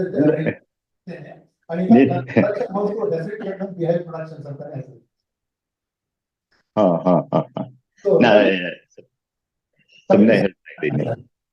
ರೀಡರ್ಸ್ ಡೈಜೆಸ್ಟ್ ಅದನ್ನ ಓದುವ ಟೈಮಲ್ಲೇ ನಾನು ಜಾರ್ಜ್ ವಾಷಿಂಗ್ಟನ್ ಕಾರ್ವರ್ ಅನ್ನೋ ಒಬ್ಬ ಸೈಂಟಿಸ್ಟ್ ಬಗ್ಗೆ ಓದ್ದೆ. ಒಂದು ಬುಕ್ ಸೆಕ್ಷನ್ ಬಂದಿತ್ತು. ಹಿ ಇಸ್ ಕ್ವೈಟ್ ಫೇಮಸ್, ಅಮೆರಿಕದಲ್ಲಿ ತುಂಬಾ ಫೇಮಸ್ ಆದಂತ ಬ್ಲ್ಯಾಕ್ ಸೈಂಟಿಸ್ಟ್. ಅವನು ಓದ್ತಾ ನನಗೆ ಎಷ್ಟೊಂದು ಇಂಟ್ರೆಸ್ಟ್ ಬಂತು ಅಂದ್ರೆ, ನಾನು ಅವನು ಓಪನ್ ಮಾಡಿದಂತ ಯೂನಿವರ್ಸಿಟಿಲೇ ಹೋಗಿ ನನ್ನ MS ಮಾಡ್ಬೇಕು ಅಂತ ಒಂದು ಹುಚ್ಚಿಡ್ದಂಗ ಆಗ್ಬಿಡ್ತು. ಕೊನೆಗೆ ಅದನ್ನ ಮಾಡಿದೆ. Tuskegee university was founded by this black scientist, ಇದು ಜಾರ್ಜ್ ವಾಷಿಂಗ್ಟನ್ ಕಾರ್ವರ್ ಅಂತ ಅವನ ಹೆಸರು. Booker Washington was the founder of Tuskegee University, and John Washington Carver was the first black scientist to have got doctorate. And also peanuts ಕಡಲೆಕಾಯಿ ಇಟ್ಕೊಂಡು John Washington Carver has more than 1200 patents in his name. And he is a greater inventor than his contemporary Thomas Alva Edison, which is acknowledged himself. Am I right, sir? ಹೌದೌದು. In fact ಒಂದು ಬಡ ಜನಗಳ ಜೊತೆ ಅಲ್ಲಿನ ಅಗ್ರಿಕಲ್ಚರ್ಸ್ಗಳು blacks ಜೊತೆ ಎಷ್ಟೊಂದು ಕೆಲಸ ಮಾಡ್ದ ಅಂದ್ರೆ, ಅವರೆಲ್ಲ ನೆಲಗಡ್ಲೆ ಪೀನಟ್ಸ್ ಬೆಳೀತಾ ಇದ್ದವರು. ಅದಕ್ಕೆ ಇನ್ಯಾವುದೇ ತಿನ್ನೋದು ಬಿಟ್ಟು ಬೇರೆ ಯಾವುದೇ ಉಪಯೋಗ ಇರ್ಲಿಲ್ಲ ಅವಾಗ. ಸೊ ಇವನು ಬರೀ ಪೀನಟ್ ಇಂದ ಸುಮಾರು 800 ಪ್ರಾಡಕ್ಟ್ ಗಳನ್ನ ಮಾಡ್ದ. ನಾವೀಗ ಉಪಯೋಗಿಸ್ತಾ ಇದೀವಲ್ಲ ಪೀನಟ್ ಬಟರ್ ಅಂತ, ಅದು ಇವತ್ತು ಅದು ಮೋರ್ ದನ್ $3 billion ವ್ಯವಹಾರ ಪ್ರತಿ ವರ್ಷ. ಅದನ್ನ ಕಂಡಿಡ್ದಾನೆ ಜಾರ್ಜ್ ವಾಷಿಂಗ್ಟನ್ ಕಾರ್ವರ್. ಅದನ್ನ ಎಷ್ಟೊಂದು ಉದಾರಿ ಅವನು ಅಂದ್ರೆ ಅದನ್ನ ಪೇಟೆಂಟ್ ಮಾಡ್ಕೊಂಡಿದ್ರೆ ಇವತ್ತು ಅವನು ಬಿಲಿಯನ್ನೇರ್. ಅವತ್ತು ಮಾಡ್ಕೊಂಡಿದ್ರೆ ಅದ್ರ ವ್ಯಾಲ್ಯೂ ಈಗ ಅದೆಷ್ಟೋ ಬಿಲಿಯನ್ ಆಗಿರ್ತಿತ್ತು. ಇಲ್ಲ ನಾನು ಪೇಟೆಂಟ್ ಮಾಡಲ್ಲ, ಇದನ್ನ ಜನಸಾಮಾನ್ಯರು ಇದನ್ನ ತಯಾರಿಸಿ ಮಾರುವಂತ ಆಗ್ಬೇಕು ಅಂತ ಹೇಳಿ ಅದನ್ನ ಫ್ರೀ ಆಗಿ ಬಿಟ್ಕೊಟ್ಟ. $1 ಏನೋ ಅದರ ಪೇಟೆಂಟ್ ಅನ್ನ ಎಲ್ಲ ಸಾಮಾನ್ಯರಿಗೆ ಓಪನ್ ಮಾಡಿಟ್ಟ. ಸೊ ಅದನ್ನ ಜಸ್ಟ್ ಮೆನ್ಷನ್ ಮಾಡ್ತಾ ಇದ್ದೀನಿ ಅಷ್ಟೇ. ಸರ್ ಹೇಳಿದ್ದಂತ ಜಾನ್ ವಾಷಿಂಗ್ಟನ್ ಕಾಲದಲ್ಲಿ ಯಾವ ಪುಸ್ತಕ ಅಂತಂದ್ರೆ ದಿ ಮ್ಯಾನ್ ಹೂ ಓವರ್ಕೇಮ್ ಅಂತ ಪುಸ್ತಕ ಹೆಸರು. ಅಂಡ್ ಇನ್ಫ್ಯಾಕ್ಟ್ ತೇಜಸ್ವಿ ಅವ್ರದ್ದು ಅಣ್ಣನ ನೆನಪು ಓದ್ಬೇಕಾದ್ರೆ ಎಷ್ಟೊತ್ತಾಗ್ತಿ ಅನ್ಸುತ್ತೆ. ತೇಜಸ್ವಿ ಅವ್ರು ಬರ್ಕೊಂತಾರೆ, ನೀನು ಅಣ್ಣನ ನೆನಪು ಓದ್ತಾ ಇದ್ದೋ ಸಾಮಾನ್ಯನ ನೆನಪು ಬರೀತಾ ಇದ್ದೋ ಅಂತ. ನಾವು ಅಷ್ಟೇ ತೇಜಸ್ವಿ ಒಂದು ಕಾರಣ ಆಗಿ ನಾವು ತೇಜಸ್ವಿಯ ಮೂಲಕ ಜಗತ್ತಿನ ಇತಿಹಾಸವನ್ನು, ಜಗತ್ತಿನ ಬೇರೆ ಬೇರೆ ಅತ್ಯುತ್ತಮವಾಗಿರುವಂತಹ ಕೃತಿಗಳನ್ನು ಎಲ್ಲೋ ಹೋಗಿ ಮುಟ್ಟ ಬರುವಂತಹ ಕೆಲಸ ಕೂಡ ಮಾಡ್ತಾ ಇದೀವಿ sir. It's in a way Tejasvi as well. ನಿಮ್ದು ಮೈಕ್ ಏನೋ ಸ್ವಲ್ಪ ನಮ್ಗೆ ಸತ್ಯನಾರಾಯಣ ಅವ್ರಿಗೆ ಕೇಳ್ತಾ ಇದೆಯಾ ಚೆನ್ನಾಗಿ? ನೀವು ಮಾತಾಡ್ತಾ ಕೇಳಿಸ್ತಾ ಇದೆ? ಹಾ ಸರ್, ಕೇಳ್ತಾ ಇದೆ ಸರ್. ಓಕೆ, ಆ ಮೈಕ್ ಹಿಂದೆ ಮುಂದೆ ಮಾಡಿದಾಗ ವಾಯ್ಸ್ ಬ್ರೇಕ್ ಅದು ಕಟ್ ಆಗ್ತಾ ಇದೆ ನನಗೆ. ಈಗ ಕೇಳಿಸ್ತಾ ಇದೆ ಸರ್? ಓ, ಈಗ ಪರ್ಫೆಕ್ಟ್ ಆಯ್ತು. Okay, so I start with Satyanarayana sir. Sir, thanks for waiting. Sir ನಮಸ್ತೆ. ನಮಸ್ಕಾರ. ಪ್ರದೀಪ್ ತೆಜ್ಜಿಗೆ ಅವರು ತೇಜಸ್ವಿ ಅವರ ನಾನ್ ಫಿಕ್ಷನ್ ವಿಷಯಗಳನ್ನ ಹೇಳ್ತಾ ಇದ್ರು. ನೀವು ಕನ್ನಡ ಪ್ರಾಧ್ಯಾಪಕರು. ಕನ್ನಡದಲ್ಲಿ ಬಹುಶಃ ಫಸ್ಟ್ ಪರ್ಸನ್ ನರೇಟಿವ್ ತೇಜಸ್ವಿ ಅವರು ತಮ್ಮನ್ನ ಪಾತ್ರವಾಗಿ ದುಡಿಸ್ಕೊಂಡಷ್ಟು ಬೇರೆ ಯಾವ ವ್ಯಕ್ತಿಯೂ ದುಡಿಸ್ಕೊಂಡಿಲ್ಲ ಅಂತ ನನ್ನ ಅನ್ಸುತ್ತೆ. ಅವರ ಎಲ್ಲಾ ಮೇಜರ್ ಕಾದಂಬರಿಗಳು ತೇಜಸ್ವಿ ಒಂದು ಪಾತ್ರ. ಕರ್ವಾಲೋ ಇರ್ಬೋದು, ಆಮೇಲೆ ಅವರ ಪರಿಸರ ಕಥೆ ಇರ್ಬೋದು, ಇಷ್ಟೆಲ್ಲ ಇದ್ದಾಗ ಅಂದ್ರೆ ನಾನು ಈ ವಿಷಯನ ಯಾಕೆ ಪ್ರಸ್ತಾಪ ಮಾಡ್ತಾ ಇದ್ದೀನಿ ಅಂತ ಹೇಳಿದ್ರೆ, Tejasvi has given enough about his personality through his fiction. ಇದಾದ್ರೂ ಕೂಡ what made you to choose Tejasvi ಕೆಲವು ಪ್ರಸಂಗಗಳು ಅನ್ನುವಂತ ಒಂದು ಪುಸ್ತಕವನ್ನ ಬರೆಯುವಂತ ಕಾರಣ ಏನಾಯ್ತು? What prompted you? ತೇಜಸ್ವಿ ಬರೀ ಒಬ್ಬ ಲೇಖಕ ಆಗಿ ಬರೀ ಇಂಟ್ರೆಸ್ಟಿಂಗ್ ಆಗಿರಲಿಲ್ಲ. There is a lot more interesting about Tejasvi as a person. ಅವರ personality was an enigma. So please tell what made you to write that particular book. ಮತ್ತೆ ಅದನ್ನ ತೇಜಸ್ವಿ ಅವರ ಕೆಲವು ಸ್ವಾರಸ್ಯಕರವಾಗಿರುವಂತಹ ಪ್ರಸಂಗಗಳು ಯಾವ್ದಾದ್ರು ನಮ್ಮ ಜೊತೆ ಶೇರ್ ಮಾಡ್ಕೊಳ್ಳೋಣ ಅಂತ. ಮುನ್ನುಡಿ ಓದೋದ್ ಬೇಡವಾ? ಮುನ್ನುಡಿ ಓದೋಣ ಸರ್. ಪುಸ್ತಕದ ಮುನ್ನುಡಿಯಿಂದಲೇ ಶುರು ಮಾಡೋಣ ಅಂತ ಅನ್ಕೊಂಡೆ. ಮುನ್ನುಡಿ ಓದಿ ಮುಗಿಸ್ಬಿಡ್ತೀನಿ. ಸರಿ, ನಾನು ಸತ್ಯನಾರಾಯಣ ಸರ್ ನಾವು ಕೇಳಿದ್ದು ಅವ್ರು ಯಾವ ಮುನ್ನುಡಿಯನ್ನು ಓದ್ತಾರೆ ಸರ್? ತಾವು ಯಾವ ಪುಸ್ತಕ ಯೂಸ್ ಮಾಡ್ಕೊಂಡಿದ್ದಾರೆ? ನಡೆಯುವ ಕಡ್ಡಿ ಹಾರುವ ಎಲೆ ಅಂತ ತೇಜಸ್ವಿ ಅವರ 6 ಮುದ್ರಣ ಕಂಡ ಬಹಳ ಒಳ್ಳೆ ಪುಸ್ತಕ. ಇದನ್ನ ಡಾಕ್ಟರ್ ವಿ ಬೆಳವಾಡಿ ಅವ್ರ ಜೊತೆ ಅವರು ಬರೆದಿದ್ದಾರೆ. ಅದರ ಮೊದಲ ಮಾತು ನಿಮ್ ಜೊತೆ. ಮನುಷ್ಯ ತನಗೆ ಉಪಯುಕ್ತವಲ್ಲದ್ದು, ಭೂಮಿಗೂ ಅನಗತ್ಯವಾದುದು ಎಂದು ತಿಳಿದಿರುವುದರಿಂದ ಹುಳ ಉಪ್ಪಟೆಗಳತ್ತ ಗಮನ ಕೊಡುವುದು ಕಡಿಮೆ, ಅಥವಾ ಅವುಗಳಿಂದ ಏನಾದರೂ ತೊಂದರೆ ಆದಾಗ ಅವುಗಳನ್ನ ನಾಶ ಮಾಡೋದಕ್ಕಷ್ಟೇ ಗಮನಿಸ್ತಾನೆ. ಹೀಗಾಗಿ ಹುಲಿ, ಸಿಂಹ, ಆನೆಗಳಂತ ಕಾಡು ಮೃಗಗಳ ಬಗ್ಗೆ ಕೊಟ್ಟಷ್ಟು ಗಮನವನ್ನ ನಾವು ಸುತ್ತಮುತ್ತ ಇರುವ ಹಕ್ಕಿಗಳ ಬಗ್ಗೆ ಹರಿಸುವುದಿಲ್ಲ. ಹಕ್ಕಿಗಳ ಬಗ್ಗೆ ಕೊಟ್ಟಷ್ಟು ಗಮನವನ್ನ ಹುಳುಪಟೆಗಳಿಗೆ ಕೊಡುವುದಿಲ್ಲ. ಅವು ಗಾತ್ರದಲ್ಲಿ ತುಂಬಾ ಚಿಕ್ಕದಾಗಿರುವುದರಿಂದ ಮತ್ತು ಇತರರ ಗಮನಕ್ಕೆ ಬೀಳದೆ ಬದುಕುವುದರಲ್ಲಿ ಪಾರಂಗತವಾಗಿರುವುದರಿಂದ ಎಷ್ಟೋ ಜನ ಕೀಟಗಳ ಅದ್ಭುತ ಲೋಕಕ್ಕೆ ಅಜ್ಞಾತರಾಗಿ ಜೀವಮಾನವನ್ನ ಕಳೆಯುತ್ತಾರೆ. ಪರಿಸರ ಎಂದರೆ ಎಲ್ಲೋ ಇರುವ ಕಾಡುಗಳು, ಪರ್ವತಗಳು, ನದಿಗಳು ಮುಂತಾದವು ಎಂದು ಮಾತ್ರ ಊಹಿಸಿ, ಪರಿಸರ ಎನ್ನುವುದು ತಮ್ಮಿಂದ ಪ್ರತ್ಯೇಕವಾದ ಯಾವುದೋ ಒಂದು ವಸ್ತು ಎಂದು ತೀರ್ಮಾನಿಸುತ್ತಾರೆ. ಕಾಡುಗಳಲ್ಲೂ ಪೇಟೆಗಳಲ್ಲೂ ತಾವು ಹುಟ್ಟಿದಾಗಿಂದಲೂ ತಮ್ಮನ್ನು ಸುತ್ತುವರಿದಿರುವ ಅಸಂಖ್ಯ ಕೀಟಗಳ ಜೀವಜಾಲದ ಪರಿಸರ ಅನೇಕರ ಗಮನಕ್ಕೆ ಬರುವುದೇ ಇಲ್ಲ. ಅನೇಕ ಮಿಲಿಯ ವರ್ಷಗಳಿಂದ ಮನುಷ್ಯ ಉದ್ಭವಿಸುವುದಕ್ಕೂ ಎಷ್ಟೋ ಮೊದಲಿನಿಂದ ಜೀವನ ಸಂಗ್ರಾಮದಲ್ಲಿ ಬದುಕಿ ಬಂದಿರುವ ಕೀಟಗಳು ಭೂಮಿಯ ಮೇಲೆ ಮನುಷ್ಯ ಕಂಡು ಕೇಳಿಲ್ಲದಂತಹ ಪ್ರಳಯಗಳನ್ನು, ತಳಮಳಗಳನ್ನು ಎದುರಿಸಿವೆ. ವಾತಾವರಣದ ಎಲ್ಲ ಎಲ್ಲ ರೌದ್ರಾವತಾರಗಳನ್ನು ಎದುರಿಸಿ ಹೊಂದಾಣಿಕೆ ಮಾಡಿಕೊಳ್ಳುತ್ತಾ ಬದುಕುವಲ್ಲಿ ಅವು ಯಶಸ್ವಿಯಾಗಿವೆ. ಕಣ್ಣು ಬಿಟ್ಟಲ್ಲೆಲ್ಲ ಕಾಣಸಿಗುವ ಈ ಕ್ಷುದ್ರ ಅದ್ಭುತ ಜೀವಿಗಳ ಕೌತುಕಮಯ ಜೀವನ ವಿಧಾನದತ್ತ ನಾವು ಗಮನ ಹರಿಸುತ್ತಾ ಬಂದಂತೆ ನಿಧಾನವಾಗಿ ಪರಿಸರ ನಮಗೆ ತತ್ಕ್ಷಣದ ವರ್ತಮಾನವಾಗುತ್ತಾ ಬರುತ್ತದೆ.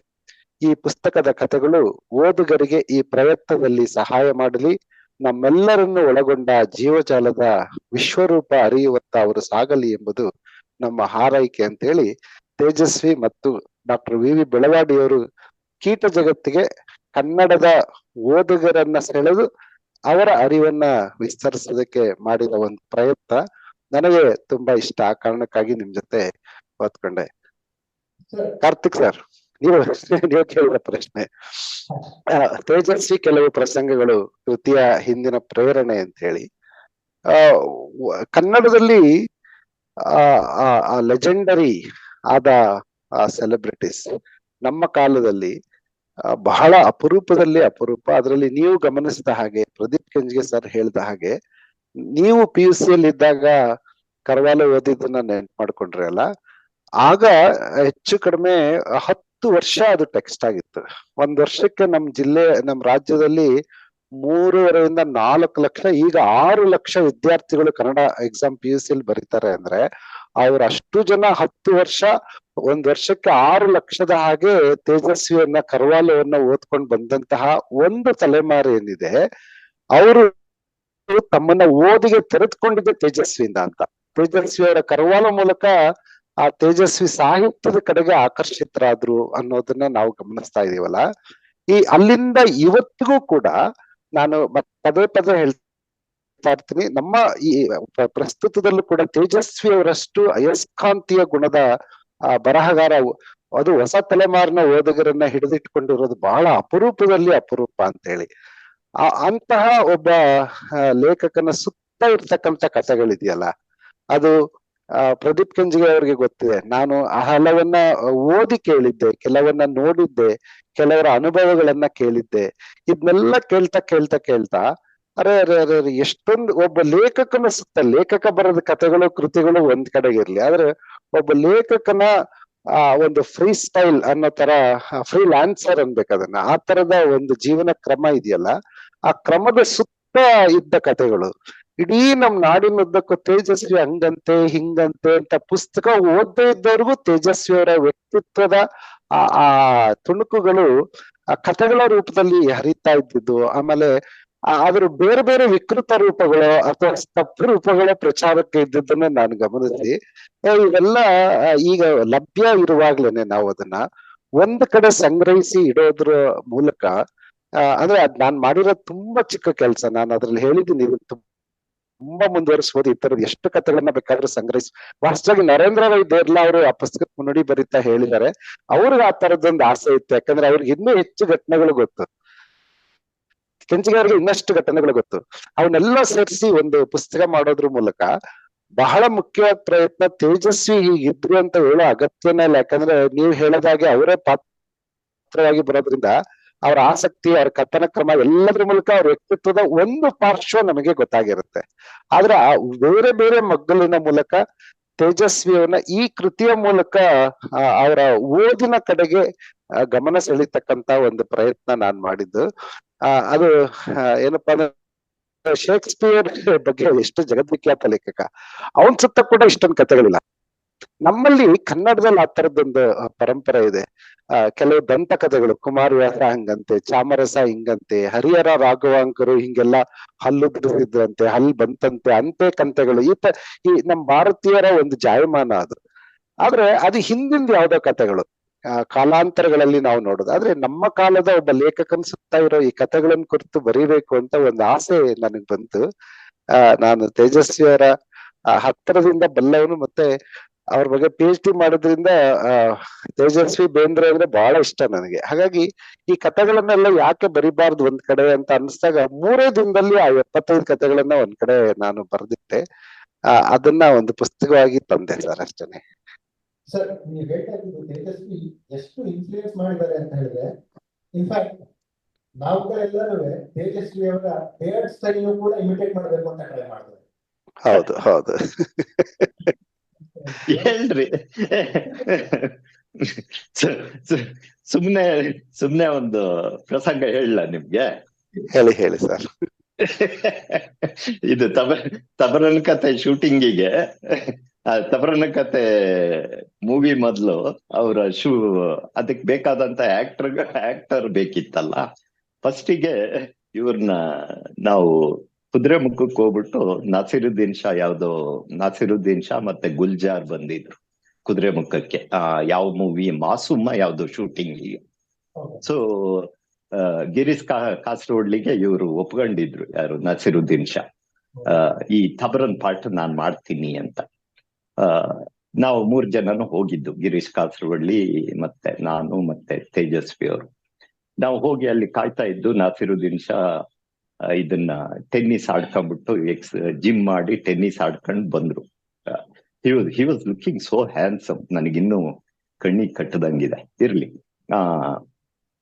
ಅವರು ಬಂದು 1 ನಿಮಿಷ ತೇಜಸ್ವಿನೇ ನೋಡ್ತಾ ಇದ್ದು, ಅವ್ರ ಹೇರ್ ಕಟ್ ನೋಡ್ಬಿಟ್ಟು, this is exactly what I want to do for Tabara, ಇದೇ ತರ ಕಟಿಂಗ್ ಮಾಡಿಸ್ಬೇಕು ಅಂತ ಹಿಂದಿಲಿ ಹೇಳಿದ್ರು.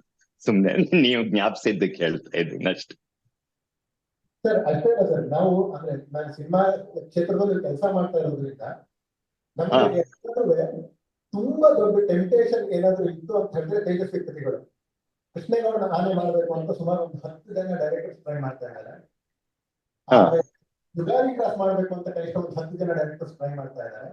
ಕರ್ವಾಲೋ ಹೇಗಾದ್ರೂ ಮಾಡ್ಬೇಕು ಅಂತ ಪ್ರಯತ್ನ ಪಡ್ತಾ ಇದ್ದಾರೆ.